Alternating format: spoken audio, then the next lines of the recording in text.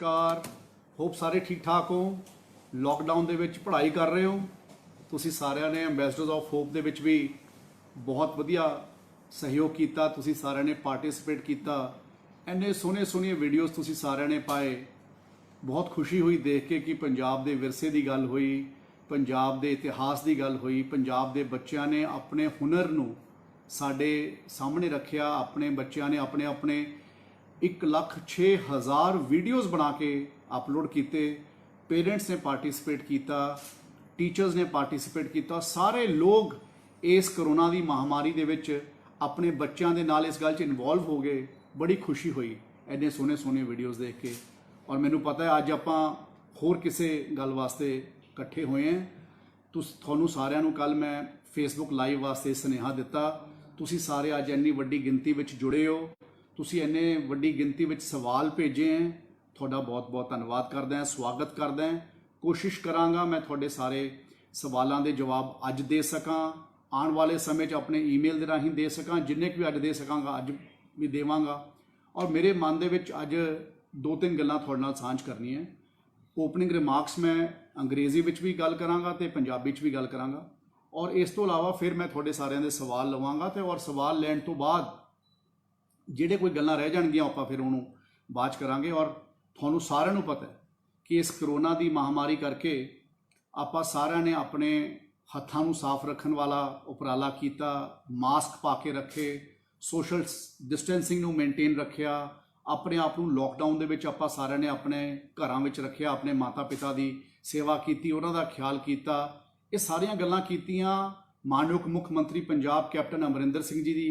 ਦੀ ਜੋ ਹਦਾਇਤ ਸੀ, ਸਰਕਾਰ ਦੀ ਹਦਾਇਤ ਸੀ, ਉਹਨੂੰ ਤੁਸੀਂ ਸਾਰਿਆਂ ਨੇ ਮੰਨਿਆ। ਤਾਂ ਹੀ ਆਪਾਂ ਹਲੇ ਤੱਕ ਕਰੋਨਾ ਦੀ ਮਹਾਮਾਰੀ ਨੂੰ ਰੋਕ ਸਕੇ ਹਾਂ। ਔਰ ਹਲੇ ਮੁੱਕਿਆ ਨਹੀਂ, ਆਪਾਂ ਨੂੰ ਹਲੇ ਹੋਰ ਵੀ ਇਸ ਦੇ ਉੱਪਰ ਇਸੇ ਤਰੀਕੇ ਨਾਲ ਆਪਣੇ ਆਪ ਨੂੰ ਬਲਕਿ ਹੋਰ ਕੇਅਰਫੁਲ ਰਹਿ ਕੇ ਸਾਨੂੰ ਆਪਣੇ ਆਪ ਨੂੰ ਕੰਡਕਟ ਕਰਨਾ ਪਊਗਾ ਤਾਂ ਕਿ ਅਸੀਂ ਇਸ ਕਰੋਨਾ ਦੀ ਮਹਾਮਾਰੀ ਦੇ ਲੱਕ ਨੂੰ ਪੂਰੇ ਤਰੀਕੇ ਨਾਲ ਤੋੜ ਸਕੀਏ। ਔਰ ਮੈਨੂੰ ਪੂਰਾ ਵਿਸ਼ਵਾਸ ਹੈ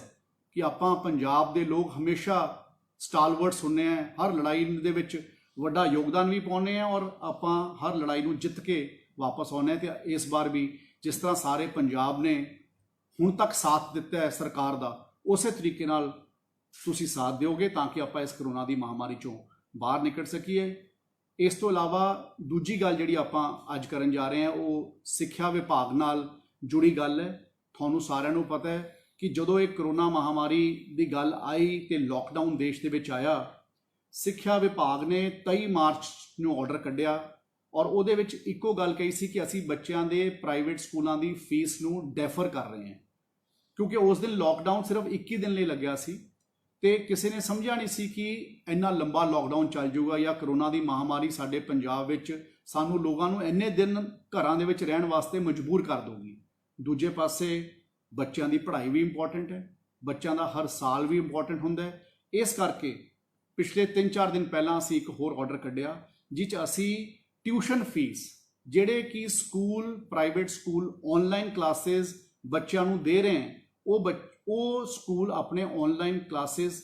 ਦੇ ਤਹਿਤ ਟਿਊਸ਼ਨ ਫੀਸ ਚਾਰਜ ਕਰ ਸਕਦੇ। ਜਦੋਂ ਅਸੀਂ ਟਿਊਸ਼ਨ ਫੀਸ ਕਹਿੰਦੇ ਹਾਂ ਉਹਦਾ ਮਤਲਬ ਹੁੰਦਾ ਕਿ ਨਾ ਤਾਂ ਕੋਈ ਟਰਾਂਸਪੋਰਟੇਸ਼ਨ ਚਾਰਜਿਸ ਹੋਣਗੇ, ਨਾ ਕੋਈ ਐਡਮਿਸ਼ਨ ਚਾਰਜਿਸ ਹੋਣਗੇ, ਨਾ ਕੋਈ ਬੱਚਿਆਂ ਨੂੰ ਯੂਨੀਫਾਰਮ ਆਪਣੇ ਸਕੂਲ ਦੀ ਟੱਕ ਸ਼ਾਪ ਤੋਂ ਲੈਣ ਵਾਸਤੇ ਮਜਬੂਰ ਕਰੂਗਾ, ਨਾ ਕੋਈ ਆਪਣੀ ਯੂਨੀਫਾਰਮ ਨੂੰ ਅਗਲੇ 2 ਸਾਲ ਲਈ ਬਦਲਣ ਦੀ ਗੱਲ ਕਰੂਗਾ, ਨਾ ਕੋਈ ਬੁੱਕਸ ਆਪਣੀ ਦੁਕਾਨ ਤੋਂ, ਸਕੂਲ ਦੀ ਦੁਕਾਨ ਤੋਂ ਲੈਣ ਵਾਸਤੇ ਮਜਬੂਰ ਕਰੂਗਾ। ਇਹ ਆਰਡਰ ਅਸੀਂ ਪਹਿਲਾਂ ਵੀ ਕੱਢਿਆ ਹੈ। ਇਹੀ ਹੈ ਕਿ ਤੁਸੀਂ ਆਪਣੀ ਵੈਬਸਾਈਟ ਦੇ ਉੱਪਰ ਬੱਚਿਆਂ ਦੀਆਂ ਡਰੈਸਿਸ ਵਾਸਤੇ ਕੋਡ ਪਾਓਗੇ ਔਰ ਤੁਸੀਂ ਬੱਚਿਆਂ ਨੂੰ ਜਿਹੜੀਆਂ ਕਿਤਾਬਾਂ ਦੀ ਲੋੜ ਹੈ ਉਹ ਕਿਤਾਬਾਂ ਜਿਹੜੀਆਂ ਲੱਗਣੀਆਂ ਉਹਨੂੰ ਤੁਸੀਂ ਆਨਲਾਈਨ ਆਪਣੇ ਕੋਲ ਸ਼ੋਅ ਕਰੋਗੇ ਤਾਂ ਕਿ ਬੱਚੇ ਜਿੱਥੋਂ ਸਸਤੀਆਂ ਮਿਲਦੀਆਂ ਉੱਥੋਂ ਉਹ ਕਿਤਾਬਾਂ ਬਾਏ ਕਰ ਸਕਣ। ਔਰ ਇਸ ਦੇ ਨਾਲ ਅਸੀਂ ਆਪਣੇ ਟੀਚਰਸ ਵਾਸਤੇ ਔਰ ख़ास तौर ਤੇ ਨੌਨ ਟੀਚਿੰਗ ਸਟਾਫ ਵਾਸਤੇ ਵੀ ਸਰਕਾਰ ਨੇ ਹਦਾਇਤ ਕੀਤੀ ਹੈ ਕਿ ਨਾ ਤਾਂ ਉਹਨਾਂ ਨੂੰ ਬਾਹਰ ਕੱਢਿਆ ਜਾਊਗਾ ਔਰ ਨਾ ਹੀ ਉਹਨਾਂ ਦੀ ਸੈਲਰੀਜ਼ ਦੇ ਵਿੱਚ ਕੋਈ ਕੱਟ ਕੀਤਾ ਜਾਊਗਾ। ਔਰ ਹਾਈ ਕੋਰਟ ਦੀ ਡਾਇਰੈਕਸ਼ਨ ਵੀ ਆਈ, ਦਿੱਲੀ ਹਾਈ ਕੋਰਟ ਦੀ, ਉਹਨਾਂ ਨੇ ਵੀ ਫੀਸ ਸਟਰਕਚਰ ਨੂੰ ਲੈ ਕੇ ਆਪਣੀ ਡਾਇਰੈਕਸ਼ਨ ਦਿੱਤੀ। ਤਾਂ ਸਾਰੀਆਂ ਗੱਲਾਂ ਨੂੰ ਧਿਆਨ 'ਚ ਰੱਖਦੇ ਹੋਏ ਸਰਕਾਰ ਨੇ ਇਹ ਆਰਡਰ ਕੱਢਿਆ ਔਰ ਪੇਰੈਂਟਸ ਨੂੰ ਇਹ ਵੀ ਕਿਹਾ ਕਿ ਅਗਰ ਤੁਸੀਂ ਫੀਲ ਕਰਦੇ ਹੋ ਕਿ ਤੁਸੀਂ ਮਹੀਨੇ ਵਾਈਜ਼ ਮਹੀਨਾ ਫੀਸ ਦੇ ਸਕਦੇ ਹੋ ਤਾਂ ਮੰਥਲੀ ਫੀਸ ਦੇ ਦਿਓ। ਜੇ ਤੁਸੀਂ 2 ਮਹੀਨਿਆਂ ਬਾਅਦ ਫੀਸ ਦੇਣਾ ਕੰਫਰਟੇਬਲ ਸਮਝਦੇ ਹੋ ਤਾਂ 2 ਮਹੀਨੇ ਬਾਅਦ ਦੇ ਦਿਓ, ਔਰ ਜੇ ਤੁਸੀਂ 3 ਮਹੀਨੇ ਬਾਅਦ ਦੇਣਾ ਸਮਝਦੇ ਹੋ ਤਾਂ 3 ਮਹੀਨਿਆਂ ਬਾਅਦ ਦੇ ਦਿਓ। ਕਿਉਂਕਿ ਸਾਨੂੰ ਸਭ ਨੂੰ ਪਤਾ ਹੈ ਕਿ ਜਿਹੜੇ ਪ੍ਰਾਈਵੇਟ ਸਕੂਲਸ ਦੇ ਓਨਰਸ ਹੈ ਜਾਂ ਮੈਨੇਜਮੈਂਟਸ ਹੈ, ਉਹਨਾਂ ਦਾ ਆਪਣਾ ਇੱਕ ਨਿੱਜੀ ਰਿਸ਼ਤਾ ਬੱਚੇ ਨਾਲ ਵੀ ਹੁੰਦਾ ਹੈ, ਔਰ ਉਹਨਾਂ ਦਾ ਇੱਕ ਨਿੱਜੀ ਰਿਸ਼ਤਾ ਪੇਰੈਂਟਸ ਤੇ ਉਹਨਾਂ ਦੀਆਂ ਫੈਮਲੀਜ਼ ਦੇ ਨਾਲ ਵੀ ਹੁੰਦੀ ਹੈ। ਸੋ ਇਹ ਤਿੰਨੋਂ ਲੋਕਾਂ ਦਾ ਆਪਣਾ ਇੱਕ ਨਿੱਜੀ ਕਨੈਕਟ ਵੀ ਹੁੰਦਾ ਹੈ। ਮੇਰੇ ਕੋਲ ਵੀ ਬਹੁਤ ਸਾਰੀਆਂ ਕੰਪਲੇਂਟਸ ਜਦੋਂ ਆਉਂਦੀਆਂ, ਉਹ 'ਚ ਲੋਕ ਮੈਨੂੰ ਇੱਕੋ ਹੀ ਗੱਲ ਕਹਿੰਦੇ ਹੈ ਕਿ ਸਾਡੀ ਗੱਲ ਨੂੰ ਡਾਇਵਰਜ ਨਾ ਕਰਿਓ ਕਿ ਅਸੀਂ ਤੁਹਾਨੂੰ ਕੰਪਲੇਂਟ ਕੀਤੀ ਹੈ, ਸਾਨੂੰ ਇਹ ਗੱਲ ਡਾਇਵਰਜ ਨਾ ਕਰਿਓ ਕਿ ਅਸਾਨੇ ਕੰਪਲੇਂਟ ਕੀਤੀ ਹੈ ਜਾਂ ਮੇਰਾ ਈਮੇਲ ਆਈਡੀ ਜਾਂ ਮੇਰਾ ਮੋਬਾਈਲ ਨੰਬਰ ਡਾਇਵਰਜ ਨਾ ਕਰਿਓ। ਕਿਉਂਕਿ ਕੋਈ ਵੀ ਪੇਰੈਂਟ ਜਾਂ ਕੋਈ ਵੀ ਬੱਚਾ ਆਪਣੀ ਸਕੂਲ ਦੀ ਮੈਨੇਜਮੈਂਟ ਦੇ ਮੂਹਰੇ ਆਪਣੇ ਆਪ ਨੂੰ ਐਕਸਪੋਜ਼ ਨਹੀਂ ਕਰਨਾ ਚਾਹੁੰਦਾ, ਔਰ ਅਸੀਂ ਵੀ ਹਾਲੇ ਤੱਕ ਇਸ ਗੱਲ ਨੂੰ ਢੱਕ ਕੇ ਰੱਖਿਆ। ਅਸੀਂ ਕਿਸੇ ਦੇ ਜਿਹਨੇ ਕੰਪਲੇਂਟ ਕੀਤੀ ਹੈ ਉਹਨੂੰ ਨਹੀਂ ਕੀਤਾ। ਪਰ ਮੈਂ ਇਹ ਜ਼ਰੂਰ ਸਮਝਦਾ ਕਿ ਕਰੋਨਾ ਦੀ ਮਹਾਮਾਰੀ ਨੂੰ ਦੇਖਦੇ ਹੋਏ ਪ੍ਰਾਈਵੇਟ ਸਕੂਲਸ ਵੀ ਸਰਕਾਰ ਦੀਆਂ ਵੱਲੋਂ ਦਿੱਤੀਆਂ ਗਈਆਂ ਜੋ ਹਦਾਇਤਾਂ ਹੈ ਉਸ ਦਾ ਪਾਲਣ ਕਰਨਗੀਆਂ, ਔਰ ਸਾਡੇ ਲੋਕਾਂ ਨੂੰ, ਸਾਡੇ ਬੱਚਿਆਂ ਨੂੰ, ਸਾਡੇ ਪੰਜਾਬ ਦੀ ਜਨਤਾ ਨੂੰ, ਜਿਹੜੇ ਪ੍ਰਾਈਵੇਟ ਸਕੂਲਾਂ ਵਿੱਚ ਪੜ੍ਹਦੇ ਆ ਬੱਚੇ, ਉਹਨਾਂ ਦੇ ਪੇਰੈਂਟਸ ਨੂੰ ਇਸ ਕਰੋਨਾ ਦੀ ਮਹਾਮਾਰੀ ਨੂੰ ਦੇਖਦੇ ਹੋਏ ਕਿ ਉਹਨਾਂ ਵੱਲੋਂ ਇਹ ਰਿਲੀਫ ਦੇਣਾ ਚਾਹੀਦਾ ਹੈ ਤਾਂ ਉਹ ਜ਼ਰੂਰ ਦੇਣਗੇ। ਔਰ ਮੈਨੂੰ ਪੂਰਾ ਵਿਸ਼ਵਾਸ ਹੈ ਕਿ ਇਹ ਸਾਰੇ ਲੋਕ ਆਪਾਂ ਮਿਲ ਕੇ ਇਸ ਲੜਾਈ ਦੇ ਵਿੱਚ ਕਾਮਯਾਬੀ ਹਾਸਲ ਕਰਾਂਗੇ ਔਰ ਸਾਰੇ ਲੋਕ ਸਰਕਾਰ ਦੀ ਹਦਾਇਤ ਨੂੰ ਮੰਨਣਗੇ। ਔਰ ਮੈਂ ਇੱਕ ਗੱਲ ਹਮੇਸ਼ਾ ਪਹਿਲਾਂ ਵੀ ਕਹੀ ਹੈ ਔਰ ਪਹਿਲਾਂ ਵੀ ਸਖਤ ਅਸੀਂ ਆਰਡਰ ਕੱਢੇ ਹੈ ਤੇ ਹੁਣ ਵੀ ਮੈਂ ਕਹਿਣਾ ਚਾਹੁੰਦਾ ਕਿ ਜਿਹੜੇ ਕੋਈ ਸਕੂਲ ਸਖਤ ਇਸ ਆਰਡਰਾਂ ਦੀ ਪਾਲਣਾ ਨਹੀਂ ਕਰੂਗਾ, ਸਾਨੂੰ ਉਸ ਦੇ ਉੱਪਰ ਐਕਸ਼ਨ ਲੈਣਾ ਪੈਣਾ ਹੈ ਔਰ ਐਕਸ਼ਨ ਵੀ ਬੜਾ ਸਖਤ ਹੋਊਗਾ। ਈਮੇਲ ਆਈਡੀ ਮੇਰਾ ਵੀ ਪਬਲਿਕ ਡੋਮੇਨ ਦੇ ਵਿੱਚ ਹੈ। ਈਮੇਲ ਆਈਡੀ ਬਾਰੇ ਮੈਂ ਤੁਹਾਨੂੰ ਐਂਡ ਦੇ ਵਿੱਚ ਗੱਲ ਵੀ ਕਰਾਂਗਾ। ਅਸੀਂ ਜ਼ਿਲ੍ਹਾ ਪੱਧਰ ਦੇ ਉੱਪਰ ਨੋਡਲ ਆਫਿਸਰਸ ਵੀ ਲਗਾਏ ਹੈ, ਉਹਨਾਂ ਦੇ ਈਮੇਲ ਆਈਡੀਜ਼ ਤੇ ਉਹਨਾਂ ਦੇ ਟੈਲੀਫੋਨ ਨੰਬਰਸ ਵੀ ਅਸੀਂ ਪਬਲਿਕ ਡੋਮੇਨ ਦੇ ਵਿੱਚ ਲੈ ਕੇ ਜਾਵਾਂਗੇ ਔਰ ਇਸ ਦੇ ਨਾਲ ਉਹਨਾਂ ਦੀ ਸਾਰਿਆਂ ਦੀ ਲਿਸਟ ਵੀ ਮੈਂ ਸ਼ੇਅਰ ਕਰਾਂਗਾ। ਔਰ ਮੇਰਾ ਆਪਣਾ ਈਮੇਲ ਆਈਡੀ ਬਹੁਤ ਸਾਰੇ ਲੋਕਾਂ ਕੋਲ ਹੈ ਵੀ ਗਿਆ ਤੇ ਬਹੁਤ ਸਾਰੇ ਲੋਕਾਂ ਵਾਸਤੇ ਮੈਂ ਦੁਬਾਰਾ ਵੀ ਸ਼ੇਅਰ ਕਰਾਂਗਾ। ਔਰ ਇਹ ਸਾਰੀ ਗੱਲ ਨੂੰ ਮੈਂ ਇੱਕ ਵਾਰ ਤੁਹਾਨੂੰ ਜਿਸ ਤਰ੍ਹਾਂ ਕਿਹਾ ਸੀ ਕਿ ਆਪਣੇ ਓਪਨਿੰਗ ਰਿਮਾਰਕਸ ਨੂੰ ਅੰਗਰੇਜ਼ੀ ਵਿੱਚ ਵੀ ਕਹਾਂਗਾ। ਮੈਂ ਸਾਰੇ I would like to just tell all children, parents, teachers and the people who are listening to me on this Facebook Live that COVID-19 is not yet over. You people have supported the government. You people have supported the call given by my Honorable Chief Minister Captain Amarinder Singh Ji. That's why Punjab is behaving in a very good manner as compared to other states. And I'm quite confident that you people will be able to give your continuous support to the state government, whether it is wearing of masks is concerned, whether cleaning of hands is concerned, whether social distancing is concerned, whether till the time lockdown is there, you are going to refrain yourself from moving out, you are going to keep yourselves home. And I am very happy that all of you participated in the Ambassadors of Hope program, in which you all came forward, parents got involved, teachers got involved, the potential of younger children, potential of youngsters came out in the open. We were able to assess the potential, and many other states are also looking at such programs now so that they are able to determine the potential of their younger people in their respective districts, and we are able to make a pool of such youngsters who will be future of our state. So I'm very happy that you people have been able to participate, and in a span of 8 days 1,05,000 videos were uploaded. It is not about people participating. If I have to say that 1,05,000 people participated, I don't want to say that, but it is most important is 1,05,000 videos were uploaded as a part of the Ambassadors of Hope program. So I'm very happy and thankful because I am able to become a bridge between the talent and the state. I'm able to identify or determine the children who have potential in them. Second part, as I told you, that we are going to talk about the fee structure, the situation which has arrived because of the pandemic situation here, that the state government came out with the order on 23rd March, in which the state government only deferred the fee structure because we never knew that the lockdown is going to continue for 2 months. That point of time, initially the lockdown was for 21 days, and we told that no private school is going to charge fees. But slowly we realized that the importance of education. We realized that during this pandemic situation also, there is a lot of there is need for starting for online education, and Now the state government has come out with an order to say that if you are imparting online education, you can charge only tuition fees. And when I say tuition fees, it means no transportation charges, no admission charges, no uniform charges, no mandatory selling of books or buying of books only from the school tuck shops. Parents will have an option to buy either books or uniform from anywhere, and the schools are supposed to display the color coding on their website and also the books required for the child on their website. The child and the parents will have an option to openly go and buy from wherever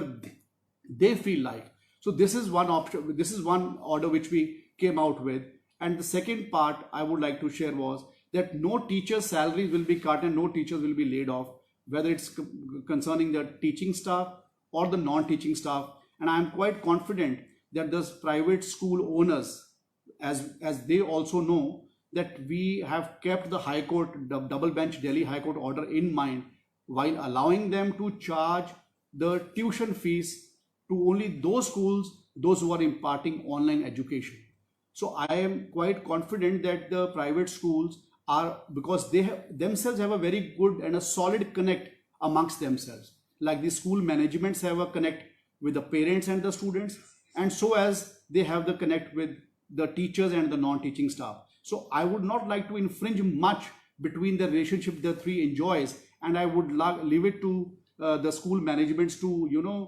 maintain that relationship, make it more solid during keeping in view the COVID-19 situation. And as we all have contributed in our own ways in order to find out a solution to the, in order to contribute into this in this situation. So I'm quite confident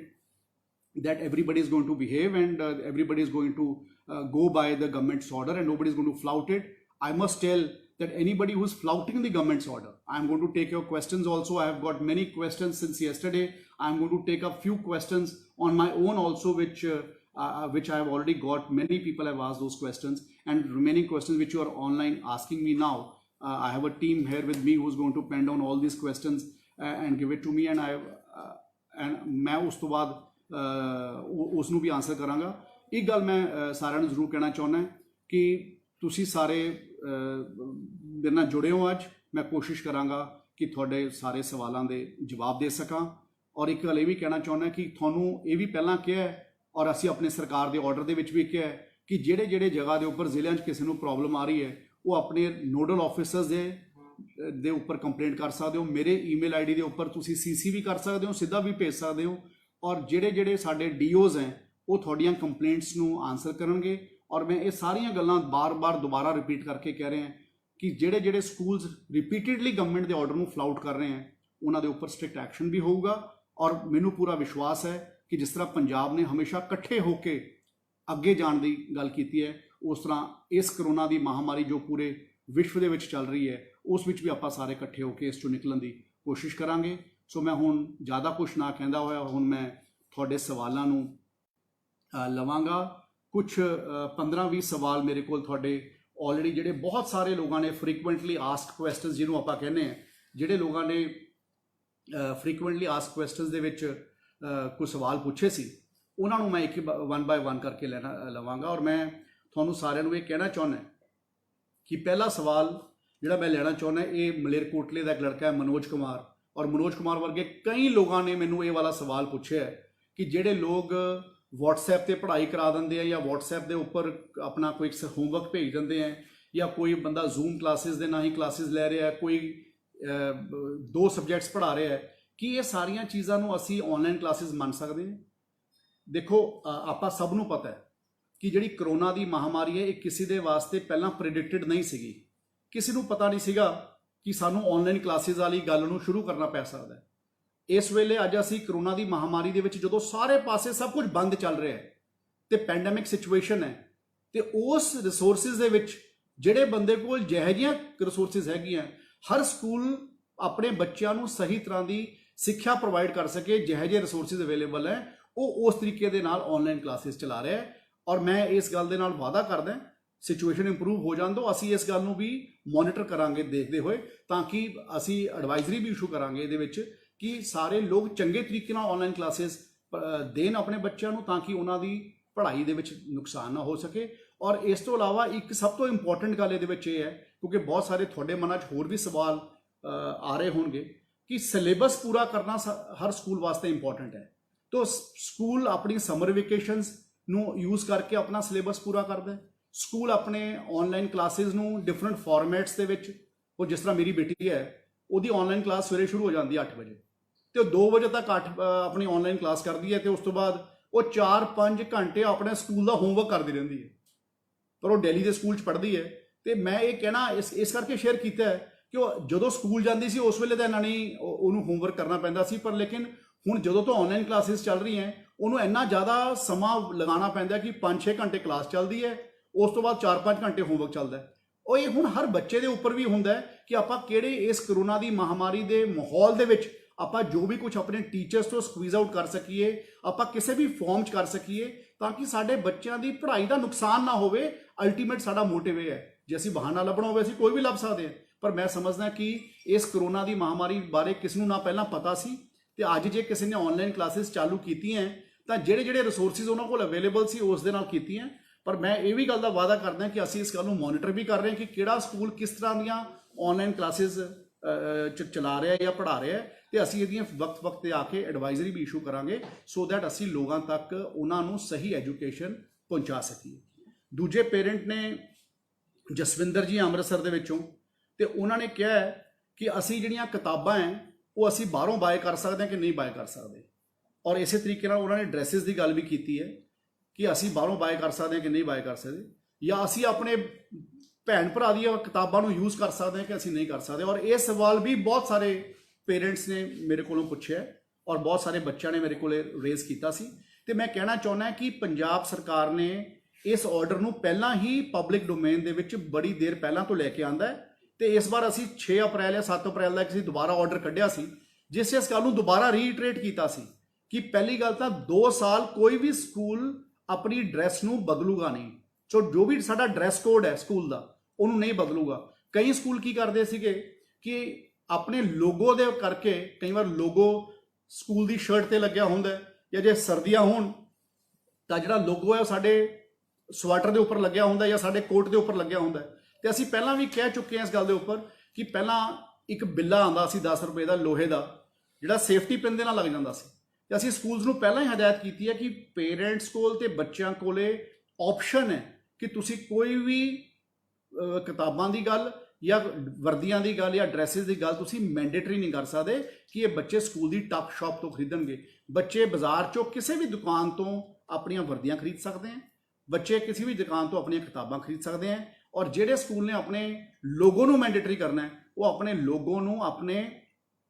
ਬਿੱਲੇ ਦੇ ਰੂਪ ਵਿੱਚ ਆਪਣਾ sale ਕਰ ਸਕਦੇ हैं ਟੱਕ shop ਤੋਂ, ਤਾਂ ਕਿ ਕਿਸੇ ਵੀ ਪੇਰੈਂਟਸ ਦੇ ਉੱਪਰ ਕਿਸੇ ਤਰੀਕੇ ਦਾ ਬੋਝ ਨਾ ਪਵੇ। ਇਸ ਤੋਂ ਇਲਾਵਾ ਤੀਸਰਾ ਸਵਾਲ ਮੇਰੇ ਕੋਲੇ ਆਇਆ ਸੀਗਾ, ਹਰਦੀਪ ਸਿੰਘ ਸੇਖੋ ਜੀ ਹੈ, ਇਹ ਵੀ ਅੰਮ੍ਰਿਤਸਰ ਤੋਂ ਹੈ, ਕਿ ਕਈ ਲੋਕ ਅਪ੍ਰੈਲ ਦੇ ਵਿੱਚ ਉਹਨਾਂ ਨੇ ਆਨਲਾਈਨ ਕਲਾਸਿਸ ਨਹੀਂ ਸ਼ੁਰੂ ਕੀਤੀਆਂ ਤੇ ਉਹ ਅਪ੍ਰੈਲ ਦੀ ਫੀਸ ਮੰਗ ਰਹੇ ਹਨ। ਔਰ ਇਹ ਗੱਲ ਮੇਰੇ ਕੋਲੇ ਕੱਲੇ ਹਰਦੀਪ ਜੀ ਨੇ ਨਹੀਂ ਲਿਖੀ, ਇਹ ਗੱਲ ਮੇਰੇ ਕੋਲ ਮੇਰੇ ਕੋਲੇ ਬੜੇ ਲੋਕਾਂ ਨੇ ਲਿਖੀ ਹੈ। ਇੱਕ ਤਾਂ ਮੈਂ ਕਹਿਣਾ ਚਾਹੁੰਦਾ ਕਿ ਜਿਹੜੇ ਸਕੂਲ ਜਦ ਤੋਂ ਤੁਹਾਨੂੰ ਆਨਲਾਈਨ ਕਲਾਸਿਸ ਦੇ ਰਹੇ ਹਨ, ਕਿਉਂਕਿ ਅਸੀਂ ਸਾਡਾ ਇੱਕੋ ਹੀ ਮਕਸਦ ਹੈ, ਜਦੋਂ ਕੋਈ ਬੰਦਾ ਕੋਈ ਚੀਜ਼ ਦੀ ਸਰਵਿਸ ਪ੍ਰੋਵਾਈਡ ਕਰ ਰਿਹਾ ਨਾ ਉਹ ਉਸੇ ਗੱਲ ਨੂੰ ਚਾਰਜ ਕਰ ਸਕੇ। ਇਸ ਕਰਕੇ ਅਸੀਂ ਟਰਾਂਸਪੋਰਟੇਸ਼ਨ ਫੀਸ ਨੂੰ ਇਸੇ ਕਰਕੇ ਖਤਮ ਕੀਤਾ ਹੈ ਕਿ ਅਗਰ ਅੱਜ ਟਰਾਂਸਪੋਰਟੇਸ਼ਨ ਨਹੀਂ ਮਿਲਦੀ ਤਾਂ ਜੇ ਬੱਚੇ ਟਰਾਂਸਪੋਰਟੇਸ਼ਨ ਨੂੰ ਯੂਜ਼ ਨਹੀਂ ਕਰ ਰਹੇ ਤਾਂ they should not be charge for transportation fees. ਔਰ ਅਗਰ ਕੋਈ ਸਰਵਿਸਿਜ਼ ਸਾਨੂੰ ਮਿਲ ਰਹੀ ਹੈ ਤਾਂ ਉਹ ਸਕੂਲਾਂ ਨੂੰ ਉਹ ਸਰਵਿਸ ਦਾ ਪੈਸਾ ਮਿਲਣਾ ਚਾਹੀਦਾ ਹੈ, ਕਿਉਂਕਿ ਅਦਰਵਾਈਜ਼ ਉਹ ਵੀ ਸਸਟੇਨੇਬਲ ਨਹੀਂ ਰਹਿਣਗੇ ਉਹਨਾਂ ਨੂੰ ਕੋਪ ਅਪ ਕਰਨ ਵਾਸਤੇ। ਸੋ ਇਸ ਕਰਕੇ ਇਹ ਪਰ ਲੇਕਿਨ ਇੱਕ ਗੱਲ ਬਿਲਕੁਲ ਕਲੀਅਰ ਹੈ, ਮੈਂ ਇਸ ਤਰ੍ਹਾਂ ਪਹਿਲਾਂ ਵੀ ਕਿਹਾ ਕਿ ਜਿਹੜੇ ਲੋਕ ਆਨਲਾਈਨ ਕਲਾਸਿਸ ਦੇ ਰਹੇ ਹਨ ਜਦੋਂ ਤੋਂ ਦੇ ਰਹੇ ਹਨ ਤੇ ਉਸ ਦੀ ਸਿਰਫ ਟਿਊਸ਼ਨ ਫੀਸ ਚਾਰਜ ਕਰ ਸਕਦੇ। ਇਹ ਨਹੀਂ ਹੈ ਕਿ ਉਹਨਾਂ ਨੇ ਆਨਲਾਈਨ ਕਲਾਸਿਸ ਦੇ ਨਾਮ ਦੇ ਉੱਪਰ ਹੋਰ ਕੋਈ ਫੀਸ ਲੈਣ ਦੀ ਗੱਲ ਕਰਨੀ ਹੈ, ਕਿਉਂਕਿ ਜੇ ਅੱਜ ਅਸੀਂ ਸਾਰੇ ਮਿਲ ਕੇ ਇਸ ਗੱਲ ਦੇ ਉੱਪਰ ਕਾਇਮ ਹੋ ਕੇ ਗੱਲ ਕਰਾਂਗੇ ਤਾਂ ਹੀ ਅਸੀਂ ਇਸ ਗੱਲ ਨੂੰ ਦੇ ਵਿੱਚੋਂ ਨਿਕਲ ਸਕਾਂਗੇ। ਇਸ ਤੋਂ ਇਲਾਵਾ ਸਵਾਲ ਆਇਆ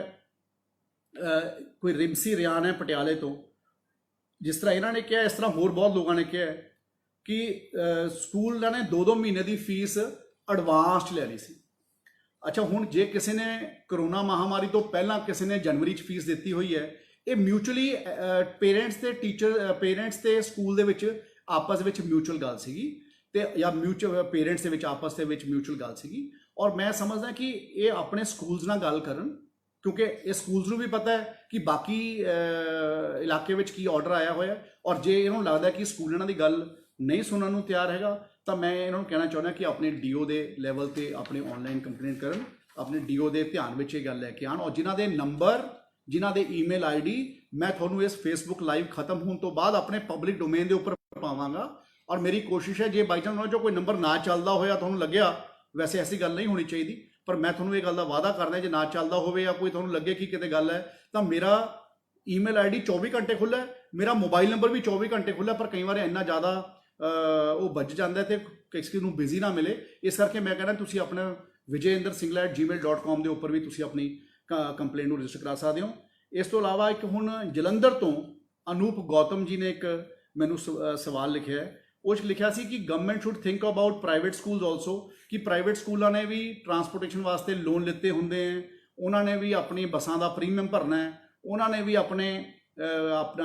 ਟੈਕਸ ਭਰਨੇ ਹੈ, ਉਹਨਾਂ ਨੇ ਵੀ ਆਪਣੇ ਸਟਾਫ ਦੀਆਂ ਸੈਲਰੀਜ਼ ਭਰਨੀਆਂ, ਤੇ ਉਹਨਾਂ ਨੇ ਵੀ ਆਪਣੀਆਂ ਇੰਸ਼ੋਰੈਂਸ ਦੇ ਪੈਸੇ ਦਿੱਤਾ ਹੈ, ਉਹਨਾਂ ਨੇ ਪਰਮਿਟ ਫੀਸ ਦਿੱਤੀ ਹੈ। ਉਹਨਾਂ ਨੂੰ ਮੈਂ ਇਹ ਗੱਲ ਕਹਿਣਾ ਚਾਹੁੰਦਾ, ਇਹ ਕਰੋਨਾ ਦੀ ਮਹਾਮਾਰੀ ਪ੍ਰਮਾਤਮਾ ਕਰੇ ਜਲਦੀ ਖਤਮ ਹੋ ਜਾਏ,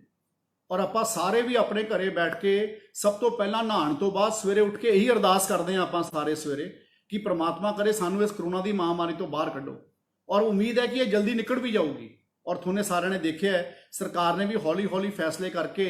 ਕਰੋਨਾ ਦੀ ਮਹਾਮਾਰੀ ਦੇ ਤਹਿਤ ਵੀ ਆਪਣੇ ਆਪ ਨੂੰ ਇਸ ਲੋਕਡਾਊਨ ਨੂੰ ਖੋਲ੍ਹਣ ਵਾਸਤੇ ਵੀ ਫੇਜ਼ਸ ਵਿੱਚ ਆਪਾਂ ਸਾਰਿਆਂ ਨੇ ਫੈਸਲਾ ਕੀਤਾ ਹੈ। ਔਰ ਮੈਂ ਜ਼ਰੂਰ ਕੋਸ਼ਿਸ਼ ਕਰਦਾ ਕਿ ਇਹ ਜਲਦੀ ਇੱਕ ਪ੍ਰਮਾਤਮਾ ਦੇ ਅੱਗੇ ਅਰਦਾਸ ਕਰਦਾ ਆਪਾਂ ਸਾਰੇ ਕਰਦੇ ਕਿ ਇਹ ਜਲਦੀ ਖੁੱਲੇ। ਪਰ ਮੈਂ ਨਾਲ ਦੇ ਨਾਲ ਤੁਹਾਨੂੰ ਇਹ ਸਾਰਿਆਂ ਨੂੰ ਇਹ ਵੀ ਕਹਿਣਾ ਚਾਹੁੰਦਾ ਕਿ ਅਗਰ ਬਾਈ ਚਾਂਸ ਇਹ ਜ਼ਿਆਦਾ ਲੰਬਾ ਚਲੇ ਗਿਆ, ਉਸ ਤੋਂ ਬਾਅਦ ਆਪਾਂ ਇਸ ਦੇ ਉੱਪਰ ਵੀ ਕੋਈ ਨਾ ਕੋਈ ਕੰਸੀਡਰੇਟ ਵਿਊ ਲਵਾਂਗੇ, ਸਰਕਾਰ ਦੇ ਪੱਧਰ ਤੇ ਗੱਲ ਕਰਾਂਗੇ, ਤਾਂ ਕਿ ਮੈਨੂੰ ਪਤਾ ਹੈ ਕਿ ਜਿਹੜੇ ਬੰਦੇ ਨੇ ਬੱਸਾਂ ਲਿੱਤੀਆਂ ਹੋਈਆਂ ਉਹਨਾਂ ਨੇ ਆਪਣਾ ਫੀ ਸਟਰਕਚਰ ਦੇਣਾ ਹੈ। ਮੈਨੂੰ ਮੇਰੇ ਸਹਿਯੋਗੀ ਮਿਨਿਸਟਰ ਆਸ਼ੂ ਜੀ ਦਾ ਵੀ ਕੱਲ੍ਹ ਟੈਲੀਫੋਨ ਆਇਆ ਸੀ, ਜੋ ਸਾਡੇ ਫੂਡ ਮਿਨਿਸਟਰ ਹੈ ਲੁਧਿਆਣੇ ਤੋਂ, ਉਹਨਾਂ ਨੇ ਵੀ ਮੈਨੂੰ ਇਹ ਗੱਲ ਰੱਖੀ ਸੀ ਕਿ ਜਿਹੜੇ ਟਰਾਂਸਪੋਰਟੇਸ਼ਨ ਦੇ ਲੋਕ ਹੈ ਉਹ ਵਾਲੇ ਲੋਕਾਂ ਦੀ ਵੀ ਗੱਲ ਆਈ ਹੈ, ਤੇ ਬਹੁਤ ਸਾਰੇ ਲੋਕਾਂ ਨੇ ਪੰਜਾਬ 'ਚੋਂ ਹੋਰ ਵੀ ਮੈਨੂੰ ਗੱਲ ਕਹੀ ਹੈ। ਤਾਂ ਇਸ ਕਰਕੇ we will take a ਕੰਸੀਡਰੇਟ view ਅਗਰ ਇਹ ਲੋਕਡਾਊਨ ਹੋਰ ਜ਼ਿਆਦਾ ਲੰਬਾ ਹੋ ਜਾਂਦਾ ਹੈ, ਤਾਂ ਕਿ ਸਾਨੂੰ ਪਤਾ ਹੈ ਕਿ ਜਿਹੜੇ ਲੋਕਾਂ ਨੇ ਬੱਸਾਂ ਪਾਈਆਂ ਹੋਈਆਂ ਉਹਨਾਂ ਨੇ ਕਿਸ਼ਤਾਂ ਵੀ ਭਰਨੀਆਂ, ਉਹਨਾਂ ਨੇ ਸਰਕਾਰ ਦਾ ਟੈਕਸ ਆਰਟੀਏ ਨੂੰ ਟੈਕਸ ਵੀ ਭਰਾਉਣਾ ਹੈ, ਇੰਸ਼ੋਰੈਂਸ ਵੀ ਦੇਣੀ ਹੈ, ਤੇ ਦੂਜੇ ਪਾਸੇ ਅਸੀਂ ਉਹਨਾਂ ਨੂੰ ਕਿਹਾ ਹੈ ਕਿ ਆਪਣੇ ਬੱਸਾਂ ਦੇ ਡਰਾਈਵਰ ਤੇ ਕੰਡਕਟਰਾਂ ਦੀ ਤਨਖਾਹਾਂ ਵੀ ਦਿਓ। ਇਸ ਤੋਂ ਇਲਾਵਾ ਮੋਹਾਲੀ ਤੋਂ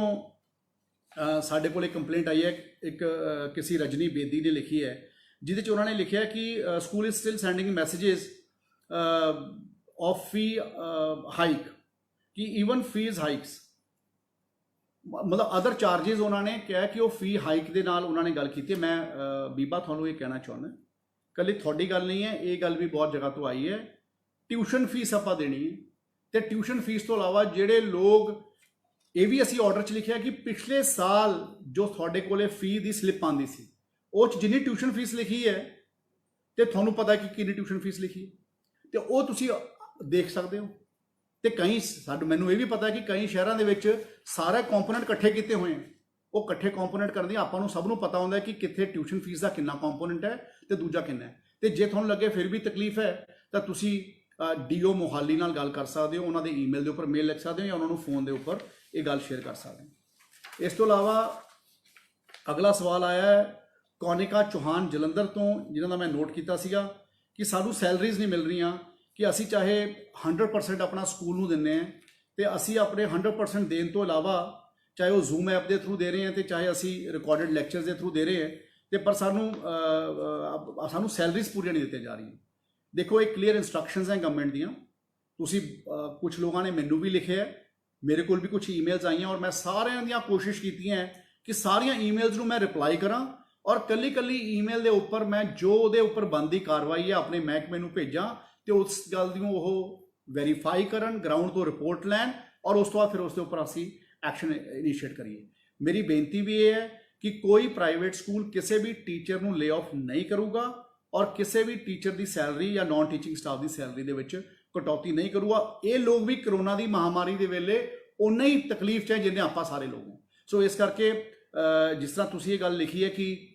ਤੁਸੀਂ ਇਹ ਗੱਲ ਕਹੀ ਹੈ ਕਿ ਆਪਣਾ ਸਾਡੀਆਂ ਸੈਲਰੀ ਦਿੱਤੀਆਂ ਜਾ ਰਹੀਆਂ। ਸਰਕਾਰ ਦੀਆਂ ਕਲੀਅਰ ਇੰਸਟਰਕਸ਼ਨਸ ਹੈ that salaries will be paid to all teaching staff and non teaching staff by the private school managements, because ਜਦ ਤੱਕ ਅਸੀਂ ਇਹ ਗੱਲਾਂ ਮਿਲ ਕੇ ਨਹੀਂ ਕਰਾਂਗੇ ਤਦ ਤੱਕ ਅਸੀਂ ਇਸ ਦਾ ਹੱਲ ਨਹੀਂ ਕਰ ਸਕਾਂਗੇ।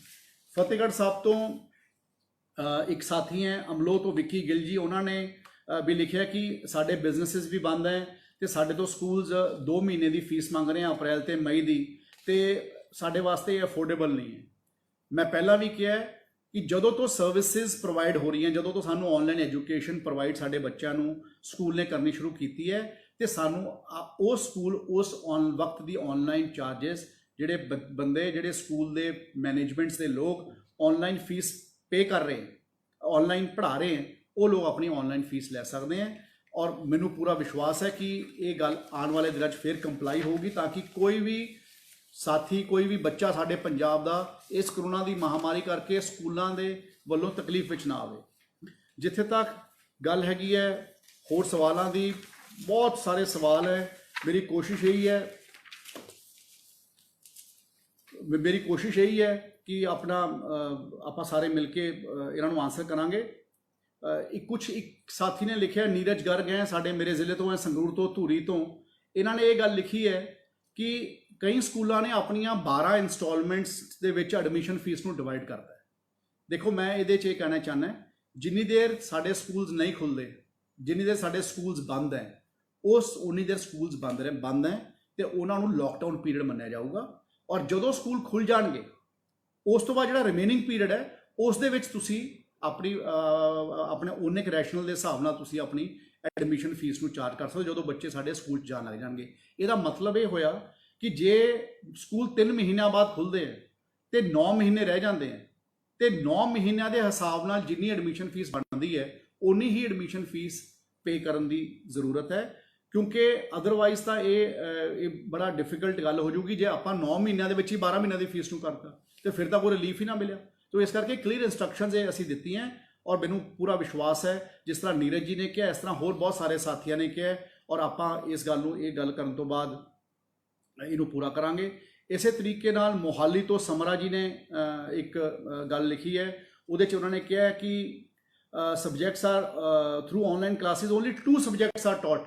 ਕਿ ਸਿਰਫ 2 ਸਬਜੈਕਟਸ ਪੜ੍ਹਾਏ ਜਾਂਦੇ ਹੈ ਤੇ ਫੀਸ ਪੂਰੀ, ਟਿਊਸ਼ਨ ਫੀਸ ਪੂਰੀ ਲਿੱਤੀ ਜਾਂਦੀ ਹੈ। ਦੇਖੋ, ਜਿੱਥੇ ਤੱਕ ਟਿਊਸ਼ਨ ਫੀਸ ਦੀ ਗੱਲ ਹੈ, ਸਕੂਲ ਨੇ ਤੇ ਟੀਚਰਸ ਨੇ ਤੇ ਮੈਨੇਜਮੈਂਟਸ ਨੇ ਆਪਣੇ ਬੱਚਿਆਂ ਦਾ ਕੋਰਸ ਪੂਰਾ ਕਰਨਾ ਹੈ ਔਰ ਸਿਲੇਬਸ ਪੂਰਾ ਕਰਨਾ ਹੈ। ਉਹ ਕਿਸ ਤਰ੍ਹਾਂ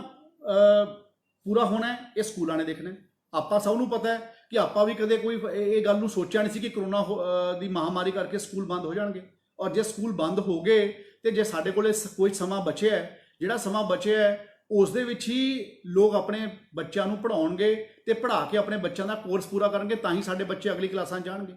ਅੱਜ ਤਾਂ ਹਲੇ ਜਿਹੜੇ ਬੱਚੇ ਪਹਿਲੀ ਤੋਂ ਲੈ ਕੇ 10ਵੀਂ 11ਵੀਂ ਤੱਕ ਪੜ੍ਹ ਰਹੇ ਹੈ ਉਹਨਾਂ ਦੀ ਤਾਂ ਕੋਈ ਕੈਰੀਅਰ ਕਲਾਸਿਸ ਨਹੀਂ ਹੈ, ਪਰ ਲੇਕਿਨ ਜੇ ਆਪਾਂ ਉਹਨਾਂ ਨੂੰ ਉਹਨਾਂ ਦੇ ਹਰ ਸਾਲ ਦਾ ਕੋਰਸ ਪੂਰਾ ਕਰਾਉਣ ਵਾਸਤੇ ਕੋਈ ਕਮੀ ਛੱਡ ਦਾਂਗੇ ਤਾਂ ਉਹ ਜਦੋਂ ਆਪਣੇ ਪ੍ਰੋਫੈਸ਼ਨਲ ਕੋਰਸ ਵਿੱਚ ਜਾਣ ਵਾਸਤੇ ਉਹਨਾਂ ਦੇ ਮਾਰਕਸ ਦੀ ਲੋੜ ਹੋਊਗੀ, ਤਾਂ ਜੇ ਉਹ ਅੱਜ ਪਿੱਛੇ ਰਹਿ ਗਏ ਤਾਂ ਫਿਰ ਸਾਰੀ ਉਮਰ ਪਿੱਛੇ ਰਹਿ ਜਾਣਗੇ। ਤੋ ਇਸ ਕਰਕੇ ਜਿਹੜੇ ਲੋਕ ਪ੍ਰਾਈਵੇਟ ਸਕੂਲਾਂ ਦੀ ਇੱਕ ਜ਼ਿੰਮੇਵਾਰੀ ਹੈ ਕਿ ਉਹ ਆਪਣੇ ਬੱਚਿਆਂ ਨੂੰ ਆਪਣਾ ਸਿਲੇਬਸ ਪੂਰਾ ਕਰਾਉਣ ਵਾਸਤੇ ਉਹ ਆਪਣੇ ਹਰ ਚੀਜ਼ ਦੇ ਉੱਪਰ ਗੱਲ ਕਰਨ। ਇਸ ਤੋਂ ਇਲਾਵਾ ਇੱਕ ਸਵਾਲ ਫਤਿਹਗੜ੍ਹ ਸਾਹਿਬ ਤੋਂ ਦੁਬਾਰਾ ਬੈਂਸ ਸਾਹਿਬ ਹੈ, ਕੋਈ ਦਵਿੰਦਰ ਬੈਂਸ ਜੀ, ਉਹਨਾਂ ਨੇ ਲਿਖਿਆ ਹੈ। ਉਹਦੇ 'ਚ ਵੀ ਉਹਨਾਂ ਨੇ ਡਰਾਈਵਰ ਤੇ ਕੰਡਕਟਰਸ ਦੀ ਸੈਲਰੀ ਵਾਸਤੇ ਗੱਲ ਕੀਤੀ ਹੈ ਕਿ ਸਾਨੂੰ ਇੰਸ਼ੋਰੈਂਸ ਦੇਣੀ ਪੈਂਦੀ ਹੈ ਔਰ ਸਾਨੂੰ ਆਪਣਾ ਨਾਲ ਦੇ ਨਾਲ ਟੈਕਸ ਭਰਨੇ ਪੈਂਦੇ ਆ, ਤੇ ਅਸੀਂ ਕਿਸ ਤਰ੍ਹਾਂ ਡਰਾਈਵਰਾਂ ਤੇ ਕੰਡਕਟਰਾਂ ਦੀ ਸੈਲਰੀਜ਼ ਦਈਏ ਕਿਉਂਕਿ ਸਾਨੂੰ ਫੀਸ ਪੂਰੀ ਨਹੀਂ ਮਿਲ ਰਹੀ ਕਿ ਸਾਨੂੰ ਟਰਾਂਸਪੋਰਟੇਸ਼ਨ ਫੀਸ ਨਹੀਂ ਮਿਲ ਰਹੀ। ਤੇ ਮੈਂ ਪਹਿਲਾਂ ਵੀ ਇਹ ਗੱਲ ਦਾ ਜਵਾਬ ਦਿੱਤਾ ਹੈ ਔਰ ਮੈਂ ਹੁਣ ਵੀ ਕਹਿਣਾ ਚਾਹੁੰਦਾ ਕਿ ਕਰੋਨਾ ਕਿਸ ਨੂੰ ਨਹੀਂ ਪਤਾ ਸੀ ਆ ਜਾਊਗਾ, ਤੇ ਅੱਜ ਆਪਾਂ ਹਾਲੇ 2-3 ਮਹੀਨੇ ਅਸੈਸ ਕਰ ਲਈਏ, ਇਹਦੇ ਉੱਪਰ ਇੱਕ ਕੰਸੀਡਰੇਟ ਵਿਊ ਲੈ ਕੇ ਸਰਕਾਰ ਦੇ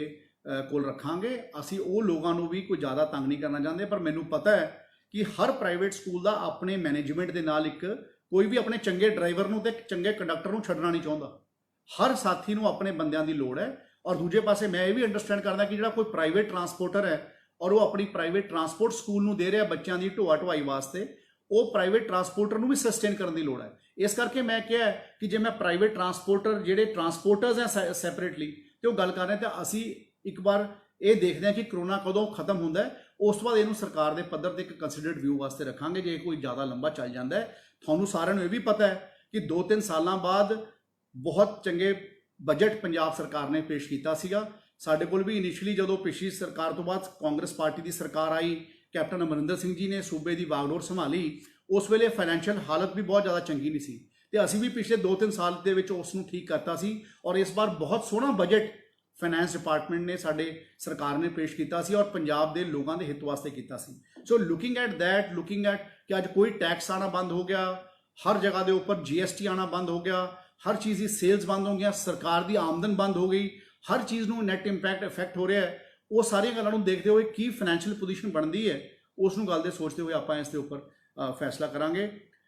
ਇੱਕ ਸਾਡੇ ਜਸਪ੍ਰੀਤ ਸਿੰਘ ਹੈ ਲੁਧਿਆਣੇ ਤੋਂ, ਉਹਨਾਂ ਨੇ ਲਿਖਿਆ ਹੈ ਕਿ ਇਹ ਸਕੂਲ ਕਦ ਖੁੱਲਣਗੇ। ਦੇਖੋ ਭਾਜੀ, ਗੱਲ ਇਹ ਹੈ ਜਸਪ੍ਰੀਤ ਜੀ,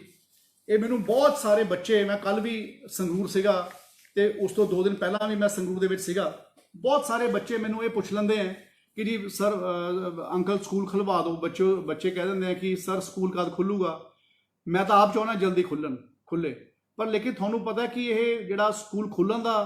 ਪ੍ਰੋਗਰਾਮ ਹੈ ਇਹ ਬੜਾ ਇੱਕ ਪਾਸੋਂ ਬੜਾ ਡੇਂਜਰਸ ਵੀ ਹੈ, ਕਿਉਂਕਿ ਪਹਿਲੀ ਗੱਲ ਤਾਂ ਇਹ ਪਿਰਾਮਿਡ ਦਾ ਲਾਸਟ ਫੈਕਟਰ ਦੇ ਉੱਪਰ ਆਉਂਦਾ ਤੇ ਨਾ ਤਾਂ ਭਾਰਤ ਸਰਕਾਰ ਨੇ ਹਾਲੇ ਤੇ ਕੋਈ ਗਾਈਡਲਾਈਨ ਕੱਢੀ ਹੈ ਤੇ ਨਾ ਅਸੀਂ ਬੱਚਿਆਂ ਦੀ ਸੇਫਟੀ ਤੇ ਸਿਕਿਉਰਿਟੀ ਨੂੰ ਪ੍ਰਾਈਮ ਰੱਖ ਰਹੇ ਹਾਂ ਤੇ ਉਸ ਦੇ ਉੱਪਰ ਅਸੀਂ ਕੋਈ ਕੰਪਰੋਮਾਈਜ਼ ਨਹੀਂ ਕਰਨਾ ਚਾਹੁੰਦੇ। ਔਰ ਇਹੀ ਇੱਕ ਕਾਰਨ ਸੀ ਕਿ ਅਸੀਂ 10ਵੀਂ ਦੇ ਜਿਹੜੇ ਬੱਚੇ ਸੀ ਜਾਂ 5ਵੀਂ ਤੇ 8ਵੀਂ ਦੀ ਜਿਹੜੀਆਂ ਸਾਡੇ ਜਿਹੜੇ ਬੱਚੇ ਸੀਗੇ, ਅਸੀਂ ਉਹਨਾਂ ਨੂੰ ਬਿਨਾਂ ਐਗਜ਼ਾਮਸ ਲਿੱਤੇ ਪ੍ਰਮੋਟ ਕੀਤਾ ਹੈ ਤਾਂ ਕਿ ਉਹ ਆਪਣੀ ਪੜ੍ਹਾਈ ਦੇ ਵਿੱਚ ਵੀ ਪਿੱਛੇ ਨਾ ਰਹਿਣ ਤੇ ਉਹ ਆਪਣੇ ਬੱਚੇ ਆਪਣੀ ਅਗਲੀ ਕਲਾਸ ਦੀ ਪੜ੍ਹਾਈ ਵੀ ਸ਼ੁਰੂ ਕਰ ਸਕਣ ਤਾਂ ਕਿ ਉਹ ਸੋਸ਼ਲ ਡਿਸਟੈਂਸਿੰਗ ਵੀ ਮੇਨਟੇਨ ਹੋਵੇ, ਕਿਉਂਕਿ ਬੱਚਿਆਂ ਨੂੰ ਕੰਟਰੋਲ ਕਰਨਾ ਬੜਾ ਔਖਾ ਹੁੰਦਾ ਹੈ। ਜਦੋਂ ਬੱਚੇ ਸਕੂਲ 'ਚ ਆ ਜਾਂਦੇ ਹੈ ਤੇ ਫਿਰ ਉਹ ਕਈ ਵਾਰ ਖੁਸ਼ੀ 'ਚ ਇੰਨੇ ਹੁੰਦੀ ਆ ਆਪਣੇ ਦੋਸਤਾਂ ਨੂੰ ਮਿਲ ਕੇ, ਕਿਉਂਕਿ ਉਹਨਾਂ 'ਚ ਇੰਨੀ ਵਾਈਬਰੈਂਸ ਹੁੰਦੀ ਆ ਬੱਚਿਆਂ 'ਚ ਕਿ ਉਹ ਸੋਸ਼ਲ ਡਿਸਟੈਂਸਿੰਗ ਨੂੰ ਮੇਨਟੇਨ ਹੀ ਨਹੀਂ ਕਰ ਪਾਉਂਦੇ ਤੇ ਉਹ ਜਦੋਂ ਕਿਉਂਕਿ ਸੋਸ਼ਲ ਡਿਸਟੈਂਸਿੰਗ ਨੂੰ ਮੇਨਟੇਨ ਨਹੀਂ ਕਰ ਪਾਉਂਦੇ ਤਾਂ ਉਹਨਾਂ ਦੇ ਮਨ ਦੇ ਵਿੱਚ ਆ ਜਾਂਦਾ ਹੈ ਕਿ ਅਸੀਂ ਸਾਰੇ ਬੱਚਿਆਂ ਦੇ ਮਨ ਦੇ ਵਿੱਚ ਆ ਜਾਂਦਾ ਹੈ ਕਿ ਅਸੀਂ ਸਾਰੇ ਆਪਣਾ ਖੇਲੀਏ ਕੁੱਦੀਏ, ਆਪਣੀ ਕਲਾਸ ਦੇ ਵਿੱਚ ਆਪਣੇ ਫਰੈਂਡਸ ਨਾਲ ਇੰਜੋਏ ਕਰੀਏ। ਤਾਂ ਇਹ ਸਾਰੀ ਗੱਲਾਂ ਨੂੰ ਦੇਖਦੇ ਹੋਏ ਔਰ ਬੱਚਿਆਂ ਦੀ ਸੇਫਟੀ ਤੇ ਸਿਕਿਉਰਿਟੀ ਨੂੰ ਦੇਖਦੇ ਹੋਏ ਜਾਂ ਕਰੋਨਾ ਦੀ ਪੈਂਡੇਮਿਕ ਦੀ ਸਿਚੁਏਸ਼ਨ ਨੂੰ ਪੂਰੇ ਦੇਸ਼ ਦੇ ਵਿੱਚ ਦੇਖਦੇ ਹੋਏ ਸਾਡੇ ਮਨ ਦੇ ਵਿੱਚ ਇਹੀ ਗੱਲ ਹੈ ਕਿ ਅਸੀਂ ਸਾਰੇ ਬੱਚਿਆਂ ਨੂੰ ਹਲੇ ਸਕੂਲ ਖੋਲ੍ਹਣ ਵਾਸਤੇ ਉਦੋਂ ਤੱਕ ਅਸੀਂ ਆਪਣੇ ਮਨ ਨੂੰ ਨਹੀਂ ਬਣਾ ਰਹੇ ਜਿੰਨੀ ਦੇਰ ਤੱਕ ਇਹ ਕਰੋਨਾ ਦੀ ਮਹਾਮਾਰੀ 100% ਠੀਕ ਨਹੀਂ ਹੋ ਜਾਂਦੀ। ਇਸ ਤੋਂ ਬਾਅਦ ਜਲੰਧਰ ਤੋਂ ਇੱਕ ਹੋਰ ਸਵਾਲ ਮੇਰੇ ਕੋਲ ਆਇਆ ਹੈ ਜਿਹਦੇ 'ਚ ਕਿਹਾ ਗਿਆ ਹੈ ਕਿ ਬੁੱਕਸ ਵਾਸਤੇ ਵਿਪਨ ਸ਼ਰਮਾ ਜੀ ਹੈ ਕੋਈ ਜਲੰਧਰ ਤੋਂ, ਉਹਨਾਂ ਨੇ ਕਿਹਾ ਕਿ ਜਿਹੜੀਆਂ ਨਵੇਂ ਸੈਸ਼ਨ ਦੀਆਂ ਬੁੱਕਸ ਹੈ ਉਹ 5000 ਰੁਪਏ ਕੋਸਟ ਕਰਦੀਆਂ ਕਿ ਇਹ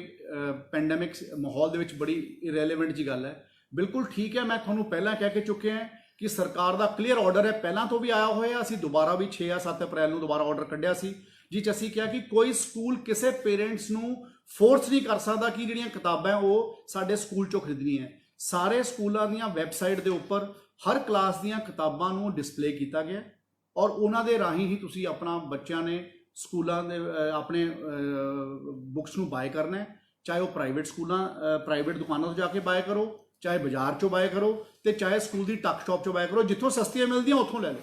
ਇਹ ਕਲੀਅਰ ਇਨਸਟਰਕਸ਼ਨਸ ਹੈ ਔਰ ਜੇ ਫਿਰ ਵੀ ਕੋਈ ਦਿੱਕਤ ਆਵੇ ਤਾਂ ਸਾਡੇ ਨੋਡਲ ਆਫਿਸਰਸ ਨਾਲ ਤੁਸੀਂ ਸੰਪਰਕ ਕਰੋ, ਮੇਰੇ ਈਮੇਲ ਆਈਡੀ ਦੇ ਉੱਪਰ ਤੁਸੀਂ ਆਪਣੀ ਗੱਲ ਭੇਜ ਸਕਦੇ ਹੋ। ਇਸ ਤੋਂ ਇਲਾਵਾ ਇੱਕ ਸੁਮੀਤਾ ਸ਼ਰਮਾ ਜੀ ਦਾ ਸਵਾਲ ਆਇਆ ਹੈ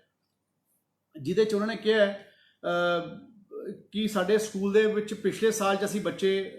ਪੜ੍ਹਾ ਰਹੇ ਸੀ, ਨਵੀਂ ਐਡਮਿਸ਼ਨ ਅਸੀਂ ਲਿੱਤੀ ਨਹੀਂ ਹਲੇ ਤੇ ਹੁਣ ਸਕੂਲ ਵਾਲੇ ਪਹਿਲਾਂ ਐਡਮਿਸ਼ਨ ਫੀਸ ਮੰਗਦੇ ਆ ਤੇ ਉਸ ਤੋਂ ਬਾਅਦ ਉਹ ਸਾਨੂੰ ਐਡਮਿਸ਼ਨ ਦੇਣਗੇ। ਜੇ ਕੋਈ ਇਹੋ ਜਿਹੀ ਗੱਲ ਹੈਗੀ ਹੈ ਤੁਸੀਂ ਮੈਨੂੰ ਈਮੇਲ ਲਿਖ ਦਿਓ, ਮੈਂ ਚੈੱਕ ਕਰ ਲੈਣਾ ਕਿ ਕਿਹੜਾ ਸਕੂਲ ਹੈ। ਮੇਰਾ ਈਮੇਲ ਆਈਡੀ vijayindersingla@gmail.com ਹੈਗਾ, ਤਾਂ ਕਿ ਕੋਈ ਵੀ ਬੱਚਾ ਜਿਹੜਾ ਪਹਿਲਾਂ ਪਿਛਲੇ ਕਿਸੇ ਵੀ ਕਲਾਸ 'ਚ ਪਿਛਲੇ ਸਕੂਲ 'ਚ ਪੜ੍ਹਦਾ ਸੀ ਤੇ ਉਹ ਨਵੇਂ ਸਕੂਲ 'ਚ ਜਾਣਾ ਚਾਹੁੰਦਾ ਫਿਰ ਵੱਖਰੀ ਗੱਲ ਹੈ, ਪਰ ਜੇ ਉਹ ਸੇਮ ਸਕੂਲ ਦੇ ਵਿੱਚ ਅਗਲੀ ਕਲਾਸ 'ਚ ਐਡਮਿਸ਼ਨ ਲੈਣਾ ਚਾਹੁੰਦਾ ਹੈ ਤੇ ਉਹਨੂੰ ਇਹ ਦਿੱਕਤ ਆ ਰਹੀ ਹੈ ਤੇ ਉਹਨੂੰ ਜਾਂ ਆਨਲਾਈਨ ਕਲਾਸਿਸ ਦੇ ਵਿੱਚੋਂ ਦੂਰ ਕੀਤਾ ਗਿਆ ਤਾਂ ਉਹ ਬੱਚੇ ਮੇਰੇ ਨਾਲ ਈਮੇਲ ਦੇ ਉੱਪਰ ਮੈਨੂੰ ਪੇਰੈਂਟਸ ਲਿਖ ਸਕਦੇ ਤਾਂ ਮੈਂ ਉਸ ਗੱਲ ਨੂੰ ਹੱਲ ਕਰਨ ਦੀ ਕੋਸ਼ਿਸ਼ ਕਰਾਂਗਾ। ਇਸ ਤੋਂ ਇਲਾਵਾ ਗੁਰਦਾਸਪੁਰ ਤੋਂ ਸਵਾਲ ਆਇਆ ਕੁਲਦੀਪ ਪੁਰੇਵਾਲ ਜੀ ਦਾ ਔਰ ਇਹ ਵਾਲਾ ਸਵਾਲ ਬਹੁਤ ਸਾਰੇ ਪੇਰੈਂਟਸ ਨੇ ਜਿਹੜੇ ਬੱਚੇ ਐਕੈਡੈਮਿਕਸ ਦੇ ਵਿੱਚ ਬੜੇ ਨੰਬਰ ਸਕੋਰ ਕਰਦੇ ਹੈ ਉਹਨਾਂ ਨੇ ਬੜੇ ਪੇਰੈਂਟਸ ਨੇ ਕੀਤਾ ਹੈ ਕਿ ਕੀ ਇਹ ਕਰੋਨਾ ਦੀ ਮਹਾਮਾਰੀ ਕਰਕੇ ਕੋਈ ਸਿਲੇਬਸ ਰਿਡਿਊਸ ਹੋਊਗਾ ਇਸ ਸਾਲ ਦਾ। ਇਹ ਬਿਲਕੁਲ ਅਸੀਂ ਪ੍ਰਪੋਜ਼ ਕਰ ਰਹੇ ਹਾਂ कि अगर 3 महीने स्कूल बंद रहंदे हैं, ये भारत सरकार ਨੂੰ ਵੀ मैं ਸੁਜੈਸ਼ਨ ਦਿੱਤੀ ਹੈ, ਮਿਨਿਸਟਰੀ ਆਫ HRD ਨੂੰ, ਕਿਉਂਕਿ ਅਗਰ ਅਸੀਂ ਜਿਹੜੇ ਬੱਚੇ ਅੱਜ 12ਵੀਂ ਦੇ ਵਿੱਚ ਗਏ हैं ਤੇ ਜੇ ਅਸੀਂ ਉਹਨਾਂ ਦੇ ਪੂਰੇ ਸਾਲ ਦੇ ਕੋਰਸ ਨੂੰ ਰਿਡਿਊਸ ਨਹੀਂ ਕਰਾਂਗੇ ਤਦ ਤੱਕ ਉਹਨਾਂ ਦੀ ਪਰਫਾਰਮੈਂਸ ਵਿੱਚ ਫਰਕ ਆਊਗਾ। ਔਰ ਇਸੇ ਤਰੀਕੇ ਨਾਲ ਜਿਹੜੇ ਪ੍ਰੋਫੈਸ਼ਨਲ ਕੋਰਸਿਸ ਵੀ ਇਸ ਸਾਲ ਸ਼ੁਰੂ ਹੋ ਰਹੇ हैं, ਜਿਹੜੇ ਬੱਚੇ 2020 ਵਿੱਚ ਐਂਟਰ ਕਰਨਗੇ, ਚਾਹੇ ਉਹ ਫਸਟ ਈਅਰ 'ਚ ਕਰਨਗੇ, ਚਾਹੇ ਉਹ ਇੰਜੀਨੀਅਰਿੰਗ 'ਚ ਕਰਨਗੇ, ਚਾਹੇ ਉਹ MBBS 'ਚ ਕਰਨਗੇ, ਜਿਹੜੇ 'ਚ ਕਰਨਗੇ, ਮੈਂ ਭਾਰਤ ਸਰਕਾਰ ਨੂੰ ਇਹ ਵੀ ਕਿਹਾ ਕਿ ਤੁਸੀਂ ਇੱਕ ਸਮੈਸਟਰ ਨੂੰ ਆਪਣਾ ਘਟਾ ਦਈਏ ਤਾਂ ਕਿ ਜਿਹੜੇ ਬੱਚਿਆਂ ਦੀ ਇਸ ਸਾਲ ਐਂਟਰੀ ਹੋਵੇ, ਅਗਰ ਵੈਸੇ ਕਿਸੇ ਕੋਰਸ ਦੇ 8 ਸਮੈਸਟਰ ਹੈ, ਅਸੀਂ ਉਹਨਾਂ ਨੂੰ 7 ਸਮੈਸਟਰ ਕਰ ਦਈਏ ਤਾਂ ਕਿ ਸਾਡੇ ਬੱਚਿਆਂ ਦੇ ਉੱਪਰ ਲੋਡ ਵੀ ਘੱਟ ਪਵੇ, ਸਾਲ ਵੀ ਉਹਨਾਂ ਦਾ ਖਰਾਬ ਨਾ ਹੋਵੇ ਤੇ ਬੱਚਿਆਂ ਨੂੰ ਵੱਡੇ ਪੈਮਾਨੇ ਤੇ ਫਾਇਦਾ ਹੋ ਸਕੇ। ਇਸ ਤੋਂ ਇਲਾਵਾ ਇੱਕ ਤਰਨਤਾਰਨ ਤੋਂ ਸਵਾਲ ਹੈ ਰੁਪਿੰਦਰਜੀਤ ਸੰਧੂ ਜੀ ਦਾ, ਜਿਸ 'ਚ ਉਹਨਾਂ ਨੇ ਕਿਹਾ ਹੈ ਕਿ ਜਿਹੜੇ ਸਾਡੇ ਬੱਚੇ ਹੈ ਕਿ ਇਹਨਾਂ ਨੂੰ ਲੋਕਡਾਊਨ ਪੀਰੀਅਡ ਜਦੋਂ ਖਤਮ ਹੋ ਜਾਊਗਾ ਉਸ ਤੋਂ ਬਾਅਦ ਸਾਰੀਆਂ ਫੀਸਾਂ ਦੇਣੀਆਂ ਪੈਣਗੀਆਂ ਕਿ ਨਹੀਂ ਦੇਣੀਆਂ ਪੈਣਗੀਆਂ। ਕਿਉਂਕਿ ਮੈਂ ਇਹ ਪਹਿਲਾਂ ਵੀ ਗੱਲ ਕਹੀ ਸੀਗੀ, ਮੈਂ ਦੁਬਾਰਾ ਕਲੈਰੀਫਾਈ ਕਰ ਦਿੰਦਾ ਹੋਰ ਬੈਟਰ ਤਰੀਕੇ ਦੇ ਨਾਲ ਕਿ ਜਿੰਨਾ ਪੀਰੀਅਡ ਰਿਮੇਨਿੰਗ ਪੀਰੀਅਡ ਹੋਊਗਾ, ਅੱਜ ਅਸੀਂ ਸਕੂਲਾਂ ਨੂੰ ਆਨਲਾਈਨ ਕਲਾਸਿਸ ਜਿਹੜੇ ਸਕੂਲ ਦੇ ਰਹੇ हैं ਉਹਨਾਂ ਨੂੰ ਅਸੀਂ ਟਿਊਸ਼ਨ ਫੀਸ ਦੇਣ ਵਾਸਤੇ ਅਸੀਂ ਲੈਣ ਵਾਸਤੇ ਅਸੀਂ ਅਲਾਉ ਕੀਤਾ। ਜੇ 3 ਮਹੀਨੇ ਲੋਕਡਾਊਨ ਚੱਲ ਜਾਂਦਾ ਹੈ, ਫਿਰ ਜਿਹੜੇ ਵੀ ਤੁਸੀਂ ਫੈਸਿਲਿਟੀਜ਼ ਯੂਜ਼ ਕਰੋਗੇ ਸਕੂਲ ਦੇ, ਜੇ ਸਪੋਜ਼ ਤੁਸੀਂ ਬੱਸਾਂ ਯੂਜ਼ ਕਰੋਗੇ 9 ਮਹੀਨੇ ਵਾਸਤੇ, ਤਾਂ ਤੁਸੀਂ 9 ਮਹੀਨੇ ਵਾਸਤੇ ਬੱਚਿਆਂ ਦੀ ਟਰਾਂਸਪੋਰਟੇਸ਼ਨ ਫੀਸ ਦੇਵੋਗੇ। ਜੇ ਤੁਸੀਂ 9 ਮਹੀਨੇ ਤੁਹਾਡਾ ਬੱਚਾ ਸਕੂਲ 'ਚ ਪੜ੍ਹਦਾ ਹੈ ਤਾਂ ਜੇ 12 ਮਹੀਨਿਆਂ ਦੀ ਐਡਮਿਸ਼ਨ ਫੀਸ 12,000 ਸੀ, ਤਾਂ ਜੇ 9 ਮਹੀਨੇ ਤੁਹਾਡਾ ਬੱਚਾ ਸਕੂਲ ਜਾਂਦਾ ਤਾਂ ਤੁਸੀਂ ਐਡਮਿਸ਼ਨ ਫੀਸ 9,000 ਦੇ ਸਕਦੇ ਹੋ। ਉਹਨੇ ਪੀਰੀਅਡ ਦੀ ਐਡਮਿਸ਼ਨ ਫੀਸ ਨੂੰ ਆਪਣੇ ਆਪ ਐਮੀਕੇਬਲੀ ਤੁਸੀਂ ਰਿਡਿਊਸ ਕਰਕੇ ਦੇ ਸਕਦੇ ਹੋ। ਔਰ ਮੈਨੂੰ ਪੂਰਾ ਵਿਸ਼ਵਾਸ ਹੈ ਕਿ ਸਕੂਲਸ ਇਸ ਗੱਲ ਨੂੰ ਪੂਰਾ ਸਪੋਰਟ ਕਰਨਗੇ, ਕਿਉਂਕਿ ਅਸੀਂ ਆਪਣੇ ਬੱਚਿਆਂ ਨੂੰ ਅਗਰ ਅਸੀਂ ਅੱਜ ਰਿਲੀਫ ਦਿੱਤਾ ਹੈ, ਪੇਰੈਂਟਸ ਨੂੰ ਰਿਲੀਫ ਦਿੱਤਾ ਹੈ, ਔਰ ਉਹ ਇਸੇ ਕਰ ਉਹ ਰਿਲੀਫ ਤਾਂ ਹੀ ਗਰਾਊਂਡ ਲੈਵਲ ਦੇ ਉੱਪਰ ਪ੍ਰੋਪਰਲੀ ਐਗਜ਼ੀਕਿਊਟ ਹੋਊਗਾ ਜੇ ਅਸੀਂ ਇਸ ਗੱਲ ਨੂੰ ਇਸ ਤਰੀਕੇ ਨਾਲ ਇੰਪਲੀਮੈਂਟ ਕਰਾਂਗੇ। ਇਸ ਤੋਂ ਇਲਾਵਾ ਬਠਿੰਡੇ ਤੋਂ ਜਗਪ੍ਰੀਤ ਸਿੰਘ ਹੈ, ਉਹਨਾਂ ਨੇ ਲਿਖਿਆ ਹੈ ਕਿ ਜਦੋਂ ਸਕੂਲ ਦੇ ਬੱਚੇ ਕੋਈ ਸਕੂਲ ਦਾ ਇਨਫਰਾਸਟ੍ਰਕਚਰ ਯੂਜ਼ ਨਹੀਂ ਕਰ ਰਹੇ ਤੇ ਸਿਰਫ ਓਨਲੀ ਆਨਲਾਈਨ ਕਲਾਸਿਸ ਮਿਲ ਰਹੀਆਂ ਹੈ, ਕਿ ਐਜੂਕੇਸ਼ਨ ਡਿਪਾਰਟਮੈਂਟ ਕੋਈ ਟਿਊਸ਼ਨ ਫੀਸ ਫਿਕਸ ਕਿਉਂ ਨਹੀਂ ਕਰ ਦਿੰਦਾ ਲੋਕਡਾਊਨ ਪੀਰੀਅਡ ਦੀ, ਤਾਂ ਕਿ ਸਕੂਲ ਜ਼ਿਆਦਾ ਚਾਰਜ ਨਾ ਕਰ ਸਕਣ। ਇਹ ਗੱਲ ਆਪਣੇ ਪੰਜਾਬ 'ਚ ਵੇਰੀ ਕਰਦੀ ਹੈ, ਕਈ ਜਗ੍ਹਾ ਦੇ ਉੱਪਰ ਅੱਡ-ਅੱਡ ਤਰ੍ਹਾਂ ਦੇ ਤਰੀਕੇ ਨਾਲ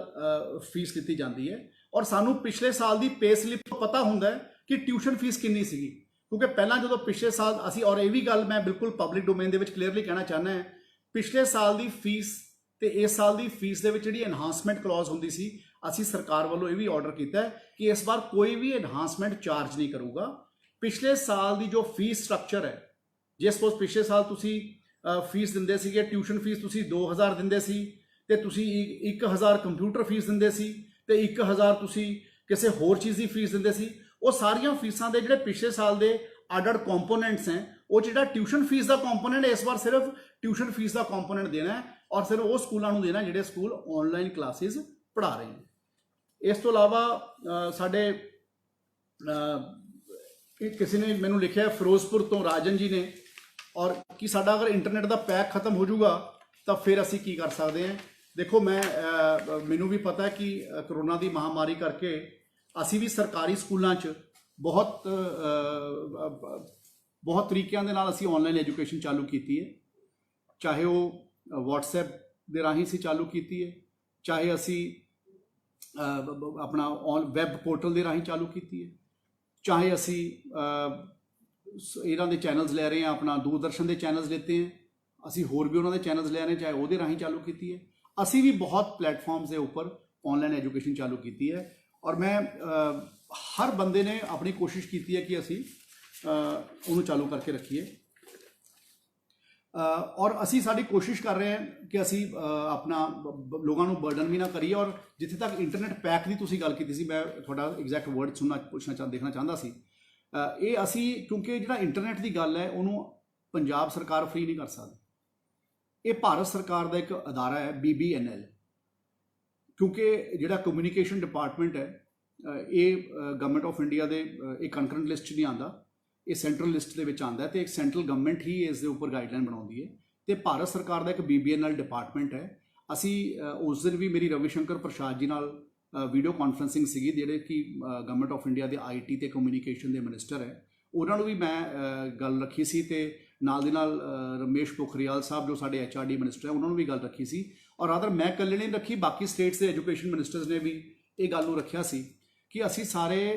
BBNL ਦੇ ਰਾਹੀਂ ਜਿਹੜੇ ਸਾਡੇ ਸਭ ਤੋਂ ਜ਼ਿਆਦਾ ਗਰੀਬ ਪਰਿਵਾਰ ਹੈ ਉਹਨਾਂ ਨੂੰ ਅਸੀਂ ਡਾਟਾ ਪੈਕਸ ਵਾਸਤੇ ਕੋਈ ਨਾ ਕੋਈ ਪ੍ਰੋਵੀਜ਼ਨ ਬਣਾ ਕੇ ਦਈਏ, ਕਿਉਂਕਿ ਇਸ ਤੋਂ ਬਿਨਾਂ ਅਸੀਂ ਆਪਣੀ ਐਜੂਕੇਸ਼ਨ ਨੂੰ ਗਰਾਊਂਡ ਲੈਵਲ ਤੇ ਨਹੀਂ ਪਹੁੰਚਾ ਸਕਾਂਗੇ। ਹੁਣ ਵੀ ਮੈਨੂੰ ਪਤਾ ਹੈ ਅਸੀਂ ਜਾਂ ਪ੍ਰਾਈਵੇਟ ਸਕੂਲ ਜਿੰਨੇ ਮਰਜ਼ੀ ਮੈਕੈਨਿਜ਼ਮ ਅਸੀਂ ਆਨਲਾਈਨ ਕਲਾਸਿਸ ਦੇ ਬਣਾ ਲਈਏ, ਫਿਰ ਵੀ ਬਹੁਤ ਸਾਰੇ ਐਸੇ ਇਲਾਕੇ ਹੈ ਜਿੱਥੇ ਤੱਕ ਕਿਤੇ ਸਮਾਰਟਫੋਨ ਦੀ ਪ੍ਰੋਬਲਮ ਹੈ, ਕਿਸੇ ਜਗ੍ਹਾ ਦੇ ਉੱਪਰ ਇੰਟਰਨੈਟ ਦੀ ਕਨੈਕਟੀਵਿਟੀ ਦੀ ਪ੍ਰੋਬਲਮ ਹੈ, ਕਿਤੇ ਇੰਟਰਨੈਟ ਦੀ ਸਪੀਡ ਦੀ ਪ੍ਰੋਬਲਮ ਹੈ। ਤਾਂ ਮੈਂ ਤੁਹਾਨੂੰ ਇਹ ਵਾਅਦਾ ਕਰਦਾ ਸੀ ਕਿ ਯੂਨੀਵਰਸਲ ਮੈਕੈਨਿਜ਼ਮ ਡਿਵੈਲਪ ਕਰਨ ਦੀ ਕੋਸ਼ਿਸ਼ ਕਰ ਰਹੇ ਹਾਂ, ਜਿਹਦੇ ਨਾਲ ਅਗਰ ਅੱਗੇ ਨੂੰ ਆਉਣ ਵਾਲੇ ਸਮੇਂ 'ਚ ਅਗਰ ਆਨਲਾਈਨ ਪੜ੍ਹਾਈ ਹੋਈ ਤਾਂ ਸਾਡੇ ਕਿਸੇ ਬੱਚੇ ਨੂੰ ਦਿੱਕਤ ਨਾ ਆਵੇ, ਚਾਹੇ ਉਹ ਟੀਵੀ ਦਾ ਮੈਕੈਨਿਜ਼ਮ ਹੋਊਗਾ ਤੇ ਚਾਹੇ ਉਹ ਕੋਈ ਹੋਰ ਪਲੇਟਫਾਰਮ ਦਾ ਮੈਕੈਨਿਜ਼ਮ ਹੋਊਗਾ। ਇਸ ਤੋਂ ਬਾਅਦ ਇੱਕ ਸਵਾਲ ਮੇਰੇ ਹੁਣ ਗੱਲ ਕਰਦੇ ਕਰਦੇ ਮੇਰੇ ਕੋਲੇ ਭੇਜਿਆ ਮੀਨਾਕਸ਼ੀ ਸ਼ਰਮਾ ਜੀ ਨੇ, ਜਿਸ 'ਚ ਉਹਨਾਂ ਨੇ ਲਿਖਿਆ ਹੈ ਕਿ ਜਿਹੜੀਆਂ 5 ਲੱਖ ਫੈਮਲੀਜ਼ ਹੈ ਉਹ ਆਲਮੋਸਟ ਪ੍ਰਾਈਵੇਟ ਸਕੂਲਸ ਦੇ ਉੱਪਰ ਉਹ ਡਿਪੈਂਡੈਂਟ ਹੈ। ਇਹ ਬਿਲਕੁਲ ਠੀਕ ਹੈ, ਉਹਨਾਂ ਨੇ ਕਿਹਾ ਇਹ, ਕਿਉਂਕਿ ਮੈਂ ਇਹ ਗੱਲ ਜ਼ਰੂਰ ਕਹਿਣਾ ਚਾਹੁੰਦਾ ਕਿ ਅੱਜ ਇੱਕ ਜਿਹੜੀ ਸਿਚੁਏਸ਼ਨ ਹੈ ਸਾਡੇ ਕੋਲੇ, ਇਹ ਇੱਕ ਬੜੀ ਅਨਪ੍ਰੈਡਿਕਟਡ ਸਿਚੁਏਸ਼ਨ ਹੈ, ਅਨਵਾਂਟਡ ਸਿਚੁਏਸ਼ਨ ਹੈ ਜਿਹੜੀ ਸਾਡੇ ਸਭ ਦੇ ਸਾਹਮਣੇ ਆ ਗਈ। ਔਰ ਮੈਂ ਇਹ ਸਮਝਦਾ ਹਾਂ ਕਿ ਅਸੀਂ ਇਹ ਸਾਰੇ ਇਸ ਸਿਚੁਏਸ਼ਨ ਨੂੰ ਦੇਖਦੇ ਹੋਏ ਆਪਾਂ ਨੂੰ ਆਪਣੇ ਸੀਮਿਤ ਅਦਾਰਿਆਂ ਵਿੱਚ ਰਹਿ ਕੇ ਹੀ ਸਾਨੂੰ ਕੰਮ ਕਰਨਾ ਪੈ ਰਿਹਾ ਹੈ। ਤੋ ਇਸ ਕਰਕੇ ਇਹ ਸਿਚੁਏਸ਼ਨ ਸਾਡੇ ਸਾਹਮਣੇ ਆ ਗਈ, alarming situation. We are all trying to fight out the situation under the best resources available to us. ਤੋ ਜੋ ਜਿਸ ਤਰ੍ਹਾਂ ਦਾ ਸਾਡੇ ਕੋਲੇ ਰਿਸੋਰਸ ਅਵੇਲੇਬਲ ਹੈ ਅਸੀਂ ਉਸ ਤਰੀਕੇ ਨੂੰ ਅਸੀਂ ਕਰ ਰਹੇ ਹਾਂ। ਇਸ ਤੋਂ ਬਾਅਦ ਅਗਲਾ ਸਵਾਲ ਮੇਰੇ ਕੋਲੇ ਆਸ਼ੀਸ਼ ਗੁਪਤਾ ਜੀ ਦਾ ਆਇਆ ਹੈ, ਜਿਹਦੇ 'ਚ ਲਿਖਿਆ ਕਿ government should release data of action taken against schools. Yes 100% we will definitely do. ਤੁਸੀਂ ਮੈਨੂੰ ਅਗਰ ਆਪਣਾ ਈਮੇਲ ਆਈਡੀ ਆਪਣੇ ਸ਼ੇਅਰ ਕਰ ਦੋਗੇ ਤਾਂ ਮੈਂ ਤੁਹਾਨੂੰ ਸਾਰੇ ਪੰਜਾਬ ਦਾ ਡਾਟਾ ਭੇਜ ਦੂੰਗਾ। ਔਰ ਅਸੀਂ ਖਾਸ ਤੌਰ ਤੇ ਜਿਹੜੇ ਲੋਕਾਂ ਨੇ ਪਹਿਲਾਂ ਸਕੂਲਸ ਨੇ ਫਲਾਊਟ ਕੀਤਾ ਸੀਗਾ ਉਹਨਾਂ ਨੂੰ ਅਸੀਂ ਕੇਅਰਫੁਲ ਕੰਸੀਡਰੇਸ਼ਨ ਦੇ ਨਾਲ ਉਹਨਾਂ ਨੂੰ ਕਿਹਾ ਕਿ ਉਹਨਾਂ ਨੇ ਜਵਾਬ ਦਿੱਤਾ। ਕਿਸੇ ਨੇ ਕਿਹਾ ਮੈਨੂੰ ਨੋਟਿਸ ਨਹੀਂ ਮਿਲਿਆ ਸੀ, ਕਿਸੇ ਨੇ ਜਿਨ੍ਹਾਂ ਨੇ ਪਹਿਲਾਂ ਫੀਸ ਮੰਗ ਲਈ ਸੀਗੀ ਜਦੋਂ ਫੀਸ ਡੈਫਰਡ ਸੀਗੀ, ਤੇ ਜਿਹੜੇ ਬੰਦਿਆਂ ਨੇ ਸਾਨੂੰ ਉਸ ਵੇਲੇ ਨੋਟਿਸ ਅਸੀਂ ਕੱਢੇ ਤੇ ਅਸੀਂ ਉਹਨਾਂ ਦਾ ਜਦੋਂ ਉਹਨਾਂ ਦਾ ਰਿਪਲਾਈ ਸਾਡੇ ਕੋਲ ਸ਼ੋ ਕਾਜ਼ ਨੋਟਿਸ ਦਾ ਰਿਪਲਾਈ ਆਇਆ ਤੇ ਉਸ ਦੇ ਰਿਪਲਾਈ ਦੇ ਵਿੱਚ all those schools are under careful monitoring for 3 months and I must tell you I am very thankful to Ashish for raising such a beautiful question, such a good question, because this gives me an opportunity to answer। ਇਹ ਗੱਲ ਮੈਨੂੰ ਫਾਇਦਾ ਦਿੰਦੀ ਹੈ ਕਿ ਮੈਂ ਸਾਰੇ ਲੋਕਾਂ ਨੂੰ ਇਹ ਕਹਿ ਸਕਾਂ। ਮੈਂ ਇਹ ਗੱਲ ਬੜੀ ਸਖਤੀ ਨਾਲ ਕਹਿ ਰਿਹਾ, ਸਰਕਾਰ ਨੇ ਹਰ ਤਰ੍ਹਾਂ ਦੀ ਕੋਸ਼ਿਸ਼ ਕੀਤੀ ਹੈ ਪੈਂਡੈਮਿਕ ਸਿਚੁਏਸ਼ਨ ਵਿੱਚ ਸਭ ਨੂੰ ਸਪੋਰਟ ਕਰਨ ਦੀ। ਔਰ ਮੈਂ ਇਹ ਗੱਲ ਤਾਂ ਤੁਹਾਨੂੰ ਕਹਿ ਰਿਹਾ ਕਿ ਜਿਹੜਾ ਐਕਸ਼ਨ ਅਸੀਂ ਜਿਹੜੇ ਸਕੂਲਸ ਰਿਪੀਟਡਲੀ ਫਲਾਊਟ ਕਰ ਰਹੇ, you will start seeing actions coming firm tomorrow. And ਜਿਹੜੇ ਬੰਦੇ ਐਕਸ਼ਨ ਦੇਖਣਾ ਚਾਹੁੰਦੇ ਮੇਰੇ ਪਬਲਿਕ ਡੋਮੇਨ ਦੇ ਉੱਪਰ ਐਕਸ਼ਨ ਪਿਆ ਹੋਊਗਾ ਕੱਲ ਤੋਂ ਬਾਅਦ। ਯੂ ਵਿਲ ਸੀ ਆ ਪਿਛਲੇ 2 ਦਿਨਾਂ ਦੇ ਵਿੱਚ ਮੈਨੂੰ ਪਤਾ ਹੈ I have looked at approximately 300 emails ਜਿਹੜੇ ਸਕੂਲ ਫਲਾਊਟ ਕਰ ਰਹੇ ਹਨ। ਔਰ ਮੈਂ ਪਿਛਲੇ 2-3 ਦਿਨਾਂ 'ਚ ਸਾਰੇ ਤੁਹਾਡੇ ਈਮੇਲਸ ਜਿਹੜੇ ਸਕੂਲਸ ਦੇ ਕੋਈ ਫਲਾਊਟ ਕਰ ਰਹੇ ਸੀਗੇ ਤੁਸੀਂ ਮੈਨੂੰ ਈਮੇਲ ਲਿਖੀ ਹੈ, ਮੈਂ ਤੁਹਾਨੂੰ ਵੀ ਰਿਪਲਾਈ ਲਿਖਿਆ ਉਹਦਾ, ਤੇ ਤੁਹਾਡੇ ਤੋਂ ਇਲਾਵਾ ਆਪਣੇ ਡਿਪਾਰਟਮੈਂਟ ਨੂੰ ਉਹ ਸਕੂਲਸ ਦੇ ਨਾਲ ਗੱਲ ਕਰ through nodal officers and throw dues ਗੱਲ ਕਰਨ ਵਾਸਤੇ ਆਪਣੇ ਨੂੰ ਰੈਕਟੀਫਾਈ ਕਰਨ ਵਾਸਤੇ ਵੀ ਕਿਹਾ। ਔਰ ਜਿਹੜੇ ਲੋਕ ਕੱਲ ਤੋਂ ਬਾਅਦ ਇਸ ਨੂੰ ਫਰਦਰ ਫਲਾਊਟ ਕਰਨਗੇ you will see action coming in against each school after 24 hours to 48 hours, because we are going to be very strict। ਕਿਉਂਕਿ ਜੇ ਅਸੀਂ ਅੱਜ ਆਨਲਾਈਨ ਐਜੂਕੇਸ਼ਨ ਦੇ ਵਾਸਤੇ ਜਿਹੜੇ ਸਕੂਲਸ ਆਨਲਾਈਨ ਐਜੂਕੇਸ਼ਨ ਦੇ ਰਹੇ ਹਨ ਤੇ ਅਸੀਂ ਆਨਲਾਈਨ ਐਜੂਕੇਸ਼ਨ ਦੇ ਵਾਸਤੇ ਤੁਹਾਨੂੰ ਟਿਊਸ਼ਨ ਫੀਸ ਲੈਣਾ ਅਲਾਉ ਕੀਤਾ ਹੈ, ਤਾਂ I think it's my responsibility to look at from the other perspective also. ਇਸ ਤੋਂ ਬਾਅਦ ਸਵਾਲ ਆਇਆ ਖੁਸ਼ੀ ਅਰੋੜਾ ਜੀ ਦਾ, ਜਿਸ 'ਚ ਉਹਨਾਂ ਨੇ ਪੁੱਛਿਆ ਹੈ ਕਿ teachers are nation builders, take care of them. Yes, ਮੈਂ ਤਾਂ ਹਮੇਸ਼ਾ I salute my teachers. Punjab school education board ਦੇ ਵਿੱਚ ਸਾਡੇ ਸਕੂਲ ਦੇ ਜਿਹੜੇ ਸਕੂਲਾਂ 'ਚ ਪੜ੍ਹਾਉਣ ਵਾਲੇ ਟੀਚਰਸ ਹੈ, they are backbone of R teaching department. ਮੈਂ ਆਪਣੇ ਪੇਰੈਂਟਸ ਤੋਂ ਬਾਅਦ ਆਪਣੇ ਟੀਚਰਸ ਨੂੰ ਹਮੇਸ਼ਾ ਸੈਲਿਊਟ ਕਰਦਾ, because they have played a very important role. they have played a very important role for nation building and for building our futures, and those people are our children of today। तो मैं इस करके ਇਹ ਕਹਿਣਾ ਚਾਹੁੰਦਾ ਕਿ ਸਾਰੇ ਪਹਿਲਾਂ ਮੈਂ ਓਪਨਿੰਗ ਰਿਮਾਰਕਸ ਦੇ ਵਿੱਚ ਵੀ ਇਹ ਗੱਲ ਕਹੀ ਹੈ ਕਿ ਜਿਹੜੇ ਸਾਡੇ ਬੱਚੀਆਂ ਸਾਡੇ ਜਿਹੜੀਆਂ ਸਕੂਲਾਂ 'ਚ ਪੜ੍ਹਾਉਣ ਜਾਂਦੀਆਂ ਉਹ ਉਹਨਾਂ ਦੇ ਘਰਾਂ ਦੇ ਵਿੱਚ ਕੋਈ ਜ਼ਰੂਰਤ ਹੈ ਪਰਿਵਾਰ ਨੂੰ ਪੈਸਿਆਂ ਦੀ, ਤੇ ਤਾਂ ਉਹ ਬੱਚੀਆਂ ਪੜ੍ਹਾਉਣ ਜਾਂਦੀਆਂ ਜਾਂ ਬੱਚੇ ਪੜ੍ਹਾਉਣ ਜਾਂਦੇ ਆ। ਤੇ ਇਸੇ ਕਰਕੇ ਅਸੀਂ ਸਭ ਤੋਂ ਪਹਿਲਾਂ ਪ੍ਰਾਈਵੇਟ ਸਕੂਲਸ ਨੂੰ ਕਿਹਾ, ਔਰ ਆਪਣੇ ਆਰਡਰ ਦੇ ਵਿੱਚ ਵੀ ਮਾਨਯੋਗ ਮੁੱਖ ਮੰਤਰੀ ਪੰਜਾਬ ਕੈਪਟਨ ਅਮਰਿੰਦਰ ਸਿੰਘ ਜੀ ਨੇ ਜ਼ੋਰਦਾਰ ਤਰੀਕੇ ਨਾਲ ਲਿਖਿਆ कि कोई भी टीचर की या नॉन टीचिंग बंदे की किसी सैलरी कोई कट्टी नहीं जाऊगी। इस तो इलावा एक सवाल हुणी ऑनलाइन मेरे को उर्वी जी ने भेजा है जिहदे च कहा कि टीचर्स की सैलरीज पे नहीं की जा रही। मैं हुणी ये गल का सवाल का जवाब दे के चुके हैं कि थोड़े को डीओज के नंबरस मेरे फेसबुक के उपर आ जाएंगे, हुणी ईमेल थोड़े को आ जाना है मेरे को। तुसी बहुत सारे ने ईमेल्स लिखियां सीगियां, उन्होंने उपर I have already conveyed it to my nodal officers and to my DOs. Action is being initiated against those schools those who are doing this. तो मैं थोनू एक विश्वास दिवाना चाहना है, थोनू कोई प्रॉब्लम होवे तुसी अपने नाम तो मैनू मेल लिखो, your identity will not be diverged, I will make sure that you will get your salary. इस तो बाद एक भावना ने मैनू सवाल लिख के भेजा है जिस लिखा है students not taking online classes seriously. बई मैं सारे बच्चों नू हथ जोड़ के ये बेनती करना चाहुंदा, ये जिहड़ियां ऑनलाइन क्लासेस हैं ये थोड़े फायदे वास्ते हैं, ये साडे भविख वास्ते हैं। बहुत सारे बच्चों के एग्जाम्स नहीं होए, ये ना खुशी मनाओ कि एग्जाम्स नहीं होए तो अगली क्लास पहुँच गए। आपां अगर जिंदगी दे विच कुछ बनना है तो बन पावांगे जे आपां अपनी पढ़ाई नू चंगे तरीके नाल कर सकांगे, अपनी मुढ़ली पढ़ाई नू चंगे तरीके नाल कर सकें। कई बार आपां छोटे क्लास चुने आपां कहने यार 12वीं की पढ़ाई के नंबर कम आउणगे ते 10वीं ते 8वीं 9वीं च घट आ जाणगे, फर्क नहीं पैंदा। पर जे आपां कोई कोर्स पिछलियां क्लासां चों भुल्ले होवांगे या नहीं पढ़िया होऊगा तो 12वीं च जाके भी वो पढ़ाई आउंदी होनी। तो इस करके मैं सारे बच्चों के पेरेंट्स नूं ये कहना चाहुंदा कि ये ऑनलाइन पढ़ाई नूं आपां ज़्यादा ना सोचीए, आपां अपनी पढ़ाई नूं मुख रखीए और आपां नूं पढ़ना साडे वास्ते बहुत जरूरी है। इस तो इलावा इस तो बाद एक किरण जी ने मैनू भेजा है कि वकेशनस की फीस देनी है कि नहीं, ये गाइडलाइनस का प्रोसैस है। जिस तरह पिछले सालों हुंदा सीगा उस तरीके नाल ये वाली गल होगी, क्योंकि असी फी रेगूलेशन एक्ट के बहुत ज़्यादा तब्दीलियां अपने पद्धर पर नहीं कर सकते। तो मैं हुण होर सवाल लैने मेरे वास्ते भी मुश्किल है, और मैं पर लेकिन जितना सवालों की गल है कोई परवाह करने की लोड़ नहीं, आई एम ऑलवेज अवेलेबल। जिदन का तुसी मैं थोड़े नाल रूबरू होए हैं, चाहे वो एम्बेसडर्स ऑफ होप प्रोग्राम करके होए हैं, तो चाहे जिदन का लॉकडाउन लगे है तो थोड़े स्कूलों के नाल जुड़े हुए कोई मसले आए हैं, मैं हमेशा वीडियोज़ पा के थोनू अपने आप को ऑनलाइन अवेलेबल रखे है। और मैं थोनू ये गल दा वादा करना है, I will be always available to you wherever I am. और मेरा एक कोई पैशन है कि मैं अपने लोगों की जिन्नी मदद कर सका मैं उन्नी मदद करने की हमेशा कोशिश करदा है विद माई बेस्ट इंटेंशन। मेरी हमेशा कोशिश होंदी है कि चाहे मैं रात को 11 बजे ईमेल के उपर आके उसको बंद करा, थोनू ईमेल्स रिप्लाई करा, चाहे 12 बजे करा चाहे 2 बजे करा, मेरी हमेशा कोशिश रहती है कि I should try and finish my work and try and finish up my work for your best wing. मैं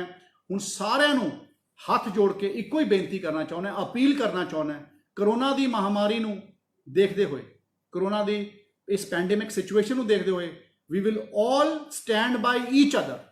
we will all stand by each other means we will all stand by the government order,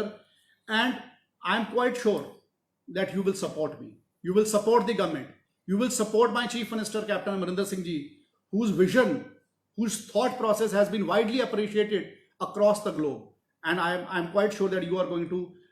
you support us in these unprecedented times, you will support by us, stand by us। और मैनू पूरा विश्वास है कि तुसी सारे इस गल दे विच मेरा साथ दोगे। और मैं ज़्यादा कुछ ना कहता होया स्टूडेंट्स को मैं ये गल जरूर कहना चाहुंदा कि तुसी अपनी जिहड़ी थोड़ी पढ़ाई नाल जुड़ी हुई थोड़ी गल है उसनूं बहुत सीरियसली तुसी लैना है, अपने पेरेंट्स नाल तुसी कोऑपरेट करना है, पेरेंट्स के तुसी सहयोग दे विच तुसी हमेशा पेरेंट्स की गल नूं मनना है, इज्जत करनी है। जदों कोई पेरेंट्स कई बार आपां वड्डे हो जाते हैं ना तो सानूं लगदा कि पेरेंट्स साडे पेरेंट्स चंगी गल नहीं कर रहे, तो ਆਪਾਂ ਉਹਨਾਂ ਦੀ ਗੱਲ ਮੰਨਣੀ ਘੱਟ ਕਰ ਦਿੰਦੇ। ਕਈ ਵਾਰ ਸਾਨੂੰ ਲੱਗਣ ਲੱਗ ਜਾਂਦਾ ਕਿ ਅਸੀਂ ਜ਼ਿਆਦਾ ਸਿਆਣੇ ਹੋ ਗਏ, but our parents are our parents, they have wherever we are today is because of them. ਤੇ ਇਹ ਗੱਲਾਂ ਨੂੰ ਅਗਰ ਅਸੀਂ ਆਪਣੇ ਮਨ 'ਚ ਰੱਖਾਂਗੇ, ਆਪਣੇ ਧਿਆਨ 'ਚ ਰੱਖਾਂਗੇ, ਆਪਣੇ ਪੇਰੈਂਟਸ ਦੀ ਗੱਲ ਨੂੰ ਮੰਨਦੇ ਰਹਾਂਗੇ, ਉਹ ਸਾਨੂੰ ਹਰ ਸਿਚੁਏਸ਼ਨ 'ਚੋਂ ਬਾਹਰ ਕੱਢਣ ਵਾਸਤੇ ਹਮੇਸ਼ਾ ਪੈਰਾਂ ਦੇ ਭਾਰ ਸਾਡੇ ਵਾਸਤੇ ਖੜੇ ਰਹਿੰਦੇ ਆ, ਚਾਹੇ ਜਿਹੋ ਜਿਹੀ ਮਰਜ਼ੀ ਸਿਚੁਏਸ਼ਨ ਹੋਵੇ। ਜਿੱਥੇ ਤੱਕ ਟੀਚਰਸ ਦੀ ਗੱਲ ਹੈ, ਨॉन ਟੀਚਿੰਗ ਸਟਾਫ ਦੀ ਗੱਲ ਹੈ, ਮੈਂ ਤੁਹਾਨੂੰ ਸਿਰਫ ਇਹ ਕਹਿਣਾ ਚਾਹੁੰਦਾ ਮੈਂ ਹਮੇਸ਼ਾ ਤੁਹਾਡੇ ਨਾਲ ਸਾਰਿਆਂ ਦੇ ਨਾਲ ਹੈ। ਮੈਂ ਇਹ ਨਹੀਂ ਕਿ ਮੈਂ ਇਕੱਲੇ ਕੋਈ ਇੱਕ ਸੈਕਸ਼ਨ ਦੇ ਨਾਲ ਹੈ, I am with all, I am with everybody, but you ਆਪਾਂ ਇਹ ਸਾਰੇ ਡਿਫਿਕਲਟ ਟਾਈਮਸ ਦੇ ਵਿੱਚ ਆਪਾਂ ਸਾਰਿਆਂ ਨੇ ਇਕੱਠੇ ਰਹਿਣਾ ਹੈ, ਇਕੱਠੇ ਸਹਿਯੋਗ ਕਰਨਾ, we all have to cooperate with each other. ਅੰਤ ਦੇ ਵਿੱਚ ਮੈਂ ਤੁਹਾਨੂੰ ਸਾਰਿਆਂ ਨੂੰ ਇੱਕੋ ਗੱਲ ਕਹਿਣਾ ਚਾਹੁੰਦਾ, ਕਿਸੇ ਨੂੰ ਕੋਈ ਤਕਲੀਫ ਹੈ, ਮੇਰੇ ਨੋਡਲ ਆਫਿਸਰਸ ਦੇ ਈਮੇਲ ਆਈਡੀਜ਼ ਪਬਲਿਕ ਡੋਮੇਨ ਦੇ ਵਿੱਚ ਆ ਰਹੇ ਹਨ ਤੁਹਾਡੇ ਕੋਲ, ਉਹਨਾਂ ਦੇ ਉੱਪਰ ਕਰੋ। ਤੁਸੀਂ ਉਸ ਈਮੇਲ ਨੂੰ ਸੀਸੀ ਮੈਨੂੰ ਵੀ ਕਰਨਾ ਚਾਹੁੰਦੇ ਹੋ ਤਾਂ ਮੈਨੂੰ ਵੀ ਕਰੋ, ਜੇ ਤੁਹਾਨੂੰ ਲੱਗੇ ਕਿ ਤੁਹਾਨੂੰ ਕੋਈ ਪ੍ਰੋਬਲਮ ਹੈ ਔਰ ਤੁਹਾਡੇ ਕੋਈ ਵੀ ਗੱਲ ਹੈ ਤੇ ਤੁਸੀਂ ਮੇਰੇ ਈਮੇਲ ਆਈਡੀ ਤੇ ਭੇਜ ਸਕਦੇ ਹੋ, ਮੈਨੂੰ ਫੋਨ ਕਰ ਸਕਦੇ ਹੋ, ਕੋਈ ਇਸ਼ੂ ਨਹੀਂ ਹੈ। I am always available for you. ਮੇਰਾ ਇੱਕੋ ਹੀ ਥਾਟ ਹੈ ਦੈਟ ਆਪਾਂ ਸਾਰੇ ਮਿਲ ਕੇ ਕਰਾਂਗੇ। ਔਰ ਮੈਨੂੰ ਪਤਾ ਸਾਰੇ ਬੰਦੇ, ਬਹੁਤ ਸਾਰੇ ਮੇਰੇ ਪਿਆਰੇ ਬੱਚੇ ਜਿਨ੍ਹਾਂ ਬਾਰੇ ਮੈਂ ਪਹਿਲਾਂ ਸ਼ੁਰੂ 'ਚ ਗੱਲ ਕੀਤੀ ਸੀ ਕਿ ਉਹਨਾਂ ਨੇ ਬੜੇ ਹੌਸਲੇ ਨਾਲ ਐਂਬੈਸਡਰਸ ਆਫ ਹੋਪ ਦੇ ਵਿੱਚ ਪਾਰਟਿਸਿਪੇਟ ਕੀਤਾ। ਇੱਕ ਗੱਲ ਮੈਂ ਤੁਹਾਨੂੰ ਬੱਚੋ ਕਹਿਣਾ ਚਾਹੁੰਦਾ, ਤੁਹਾਡੇ ਸਾਰਿਆਂ ਦੀ ਪਾਰਟਿਸਿਪੇਸ਼ਨ ਕਰਕੇ, ਤੁਹਾਡੇ ਪੇਰੈਂਟਸ ਦੇ ਸਹਿਯੋਗ ਕਰਕੇ, ਤੁਹਾਡੇ ਟੀਚਰਸ ਤੇ ਤੁਹਾਡੀ ਮੈਨੇਜਮੈਂਟਸ ਤੇ ਤੁਹਾਡੇ ਪ੍ਰਿੰਸੀਪਲਸ ਦੀ ਸਪੋਰਟ ਕਰਕੇ, ਪ੍ਰਾਈਵੇਟ ਸਕੂਲਸ ਤੇ ਗਵਰਨਮੈਂਟ ਸਕੂਲਸ ਦੇ ਸਾਰੇ ਸਿੱਖਿਆ ਵਿਭਾਗ ਦੇ ਸਾਡੇ ਮਿਹਨਤੀ ਟੀਚਰ ਸਾਹਿਬਾਨ ਤੇ ਆਫਿਸਰਸ ਤੇ ਮੈਂਬਰ ਸਾਹਿਬਾਨਾਂ ਦੇ ਸਹਿਯੋਗ ਕਰਕੇ ਆਪਾਂ ਐਂਬੈਸਡਰਸ ਆਫ ਹੋਪ ਨੂੰ ਵਰਲਡ ਰਿਕਾਰਡ ਦਾ ਖਿਤਾਬ ਦਿਵਾ ਸਕੇ ਹਾਂ। ਤਾਂ ਤੁਸੀਂ ਪੰਜਾਬ ਨੂੰ ਪ੍ਰਾਊਡ ਫੀਲ ਕਰਾਇਆ ਹੈ ਔਰ ਮੈਨੂੰ ਪਤਾ ਹੈ ਤੁਸੀਂ ਉਸ ਰਿਜ਼ਲਟਸ ਦੀ ਵੇਟ ਕਰ ਰਹੇ ਹੋ। ਮੈਂ ਤੁਹਾਨੂੰ ਇੱਕ ਵਾਅਦਾ ਕਰਦਾ, 1,05,000 ਵੀਡੀਓਜ਼ ਆਏ ਸੀ, ਮੈਂ ਤੁਹਾਨੂੰ ਪਹਿਲਾਂ ਕਿਹਾ 55,000 ਵੀਡੀਓਜ਼ ਮੈਂ ਤੇ ਮੇਰੀ ਟੀਮ ਦੇਖ ਚੁੱਕੇ ਹਾਂ ਔਰ ਬਾਕੀ ਦੇ ਰਹਿ ਗਏ 50,000 ਵੀਡੀਓਜ਼ ਰਹਿ ਗਏ ਤੇ 5-7 ਦਿਨ ਦਾ ਵਕਤ ਰਹਿ ਗਿਆ। ਮੈਂ ਤੁਹਾਨੂੰ ਕਿਹਾ ਸੀ 26 ਤਰੀਕ ਤੋਂ ਲੈ ਕੇ 30 ਤਰੀਕ ਦੇ ਵਿੱਚ ਮੈਂ ਰਿਜ਼ਲਟਸ ਅਨਾਉਂਸ ਕਰਾਂਗਾ ਔਰ ਮੈਂ ਹੁਣੀ ਗੱਲ ਸੋਚੀ ਹੈ ਕਿ ਸਾਡੇ ਸਾਰੇ ਜ਼ਿਲ੍ਹਿਆਂ ਦੇ ਬੱਚਿਆਂ ਦੇ ਰਿਜ਼ਲਟਸ ਅਨਾਉਂਸ ਹੋਣ ਤੇ ਉਹਨਾਂ ਦੀ ਕਾਬਲੀਅਤ ਤੇ ਉਹਨਾਂ ਦਾ ਹੁਨਰ ਨਿਕਲ ਕੇ ਬਾਹਰ ਆਉਂਦਾ ਰਹੇ ਤਾਂ 26 ਤਰੀਕ ਨੂੰ ਜਾਂ 27 ਤਰੀਕ ਨੂੰ ਅਸੀਂ ਪਹਿਲਾ ਜ਼ਿਲ੍ਹਾ ਅਨਾਉਂਸ ਕਰਾਂਗੇ। ਹਰ ਰੋਜ਼ ਇੱਕ ਜ਼ਿਲ੍ਹੇ ਦੇ ਬੱਚਿਆਂ ਦੇ ਅਸੀਂ ਰਿਜ਼ਲਟਸ ਨੂੰ ਅਨਾਉਂਸ ਕਰਦੇ ਰਹਾਂਗੇ ਤਾਂ ਕਿ ਅਸੀਂ ਸਾਰੇ ਬੱਚਿਆਂ ਨੂੰ ਸਨਮਾਨ ਕਰ ਸਕੀਏ। ਔਰ ਇਸ ਤੋਂ ਇਲਾਵਾ ਮੈਂ ਇੱਕ ਗੱਲ ਹੋਰ ਤੁਹਾਨੂੰ ਸਾਰੇ ਬੱਚਿਆਂ ਨੂੰ ਕਹਿਣਾ ਚਾਹੁੰਦਾ ਹਾਂ, ਕਿਉਂਕਿ ਇੰਨੀਆਂ ਪਿਆਰੀਆਂ ਵੀਡੀਓਜ਼ ਹੈ, ਇੰਨੀਆਂ ਸੋਹਣੀਆਂ ਵੀਡੀਓਜ਼ ਹੈ। ਮੈਂ ਪਹਿਲਾਂ ਕੋਈ ਕੌਂਸੋਲੇਸ਼ਨ ਪ੍ਰਾਈਜ਼ ਨਹੀਂ ਰੱਖਿਆ, ਫਿਰ ਮੈਂ 50 ਕੌਂਸੋਲੇਸ਼ਨ ਪ੍ਰਾਈਜ਼ ਰੱਖੇ, ਫਿਰ ਮੈਂ 100 ਕੌਂਸੋਲੇਸ਼ਨ ਪ੍ਰਾਈਜ਼ ਰੱਖੇ। ਹੁਣ ਵੀਡੀਓਜ਼ ਇੰਨੀਆਂ ਸੋਹਣੀਆਂ, ਜਿਹੜੇ ਵੱਡੇ ਪ੍ਰਾਈਜ਼ ਹੈ ਉਹ ਤਾਂ ਮੈਂ ਨਹੀਂ ਵਧਾਏ, ਉਹ ਤਾਂ 66 ਦੇ 66 ਹੀ ਹੈ। ਜਿਹੜੇ ਜ਼ਿਲ੍ਹੇ 'ਚੋਂ ਹਰ ਬੱਚਾ ਫਸਟ ਸੈਕਿੰਡ ਥਰਡ ਪੋਜੀਸ਼ਨ ਤੇ ਆਊਗਾ ਉਹ ਸਾਰੇ ਬੱਚਿਆਂ ਨੂੰ 66 ਦੇ 66 ਬੱਚਿਆਂ ਨੂੰ ਹਰ ਜ਼ਿਲ੍ਹੇ 'ਚ 3 ਪ੍ਰਾਈਜ਼ ਜਿਹੜੇ ਬੱਚਿਆਂ ਨੂੰ ਦੇਣੇ ਆ ਉਹ ਉਵੇਂ ਦਿੱਤੇ ਜਾਣਗੇ। ਇਸ ਤੋਂ ਇਲਾਵਾ ਮੈਂ ਕੌਂਸੋਲੇਸ਼ਨ ਪ੍ਰਾਈਜ਼ਸ ਨੂੰ 100 ਤੋਂ ਵਧਾ ਕੇ 1000 ਕੌਂਸੋਲੇਸ਼ਨ ਪ੍ਰਾਈਜ਼ ਅੱਜ ਐਂਬੈਸਡਰਸ ਆਫ ਹੋਪ ਦਾ ਮੈਂ ਅਨਾਉਂਸ ਕਰ ਰਿਹਾ, ਕਿਉਂਕਿ ਇੰਨੇ ਸੋਹਣੇ ਤੇ ਇੰਨੇ ਚੰਗੇ ਵੀਡੀਓਜ਼ ਹੈ। ਮੇਰਾ ਜੀ ਨਹੀਂ ਕਰਦਾ, ਹਰ ਬੱਚਾ ਮੈਨੂੰ ਐਂ ਲੱਗਦਾ ਕਿ ਮੇਰਾ ਆਪਣਾ ਬੱਚਾ ਹੈ ਔਰ ਮੈਨੂੰ ਹਰ ਆਪਣੇ ਬੱਚੇ ਦਾ ਐਂ ਲੱਗਦਾ ਕਿ ਇੰਨਾ ਸੋਹਣਾ ਵੀਡੀਓ ਹੈ ਔਰ ਉਹਦੇ ਇੰਨਾ, ਕਿਉਂਕਿ ਹਰ ਮਾਂ-ਬਾਪ ਨੇ, ਹਰ ਬੱਚੇ ਨੇ ਬਹੁਤ ਸੋਹਣਾ ਪਰਫਾਰਮ ਕੀਤਾ ਹੈ ਔਰ ਮੈਨੂੰ ਪੂਰਾ ਵਿਸ਼ਵਾਸ ਹੈ ਕਿ ਆਪਾਂ ਐਸੇ ਕੈਂਪੇਨਸ ਨੂੰ ਚਲਾਉਂਦੇ ਰਹਾਂਗੇ ਜਿਸ ਬੱਚਿਆਂ ਦੀ ਟੈਲੈਂਟ ਬਾਹਰ ਆਉਂਦੀ ਰਹੇ, ਬੱਚੇ ਬਾਹਰ ਆ ਕੇ ਮਜ਼ਬੂਤੀ ਨਾਲ ਕਰਦੇ ਰਹਿਣ। ਔਰ ਮੈਨੂੰ ਪੂਰਾ ਇਹੀ ਕਹਿਣਾ ਚਾਹੁੰਦਾ ਪ੍ਰਮਾਤਮਾ ਨੂੰ ਕਿ ਬੱਚਿਆਂ ਨੂੰ ਸੁਖ ਸ਼ਾਂਤੀ ਰੱਖਿਓ। God bless you, stay safe, stay blessed. ਸਤਿ ਸ਼੍ਰੀ ਅਕਾਲ, ਨਮਸਕਾਰ, ਜੈ ਹਿੰਦ।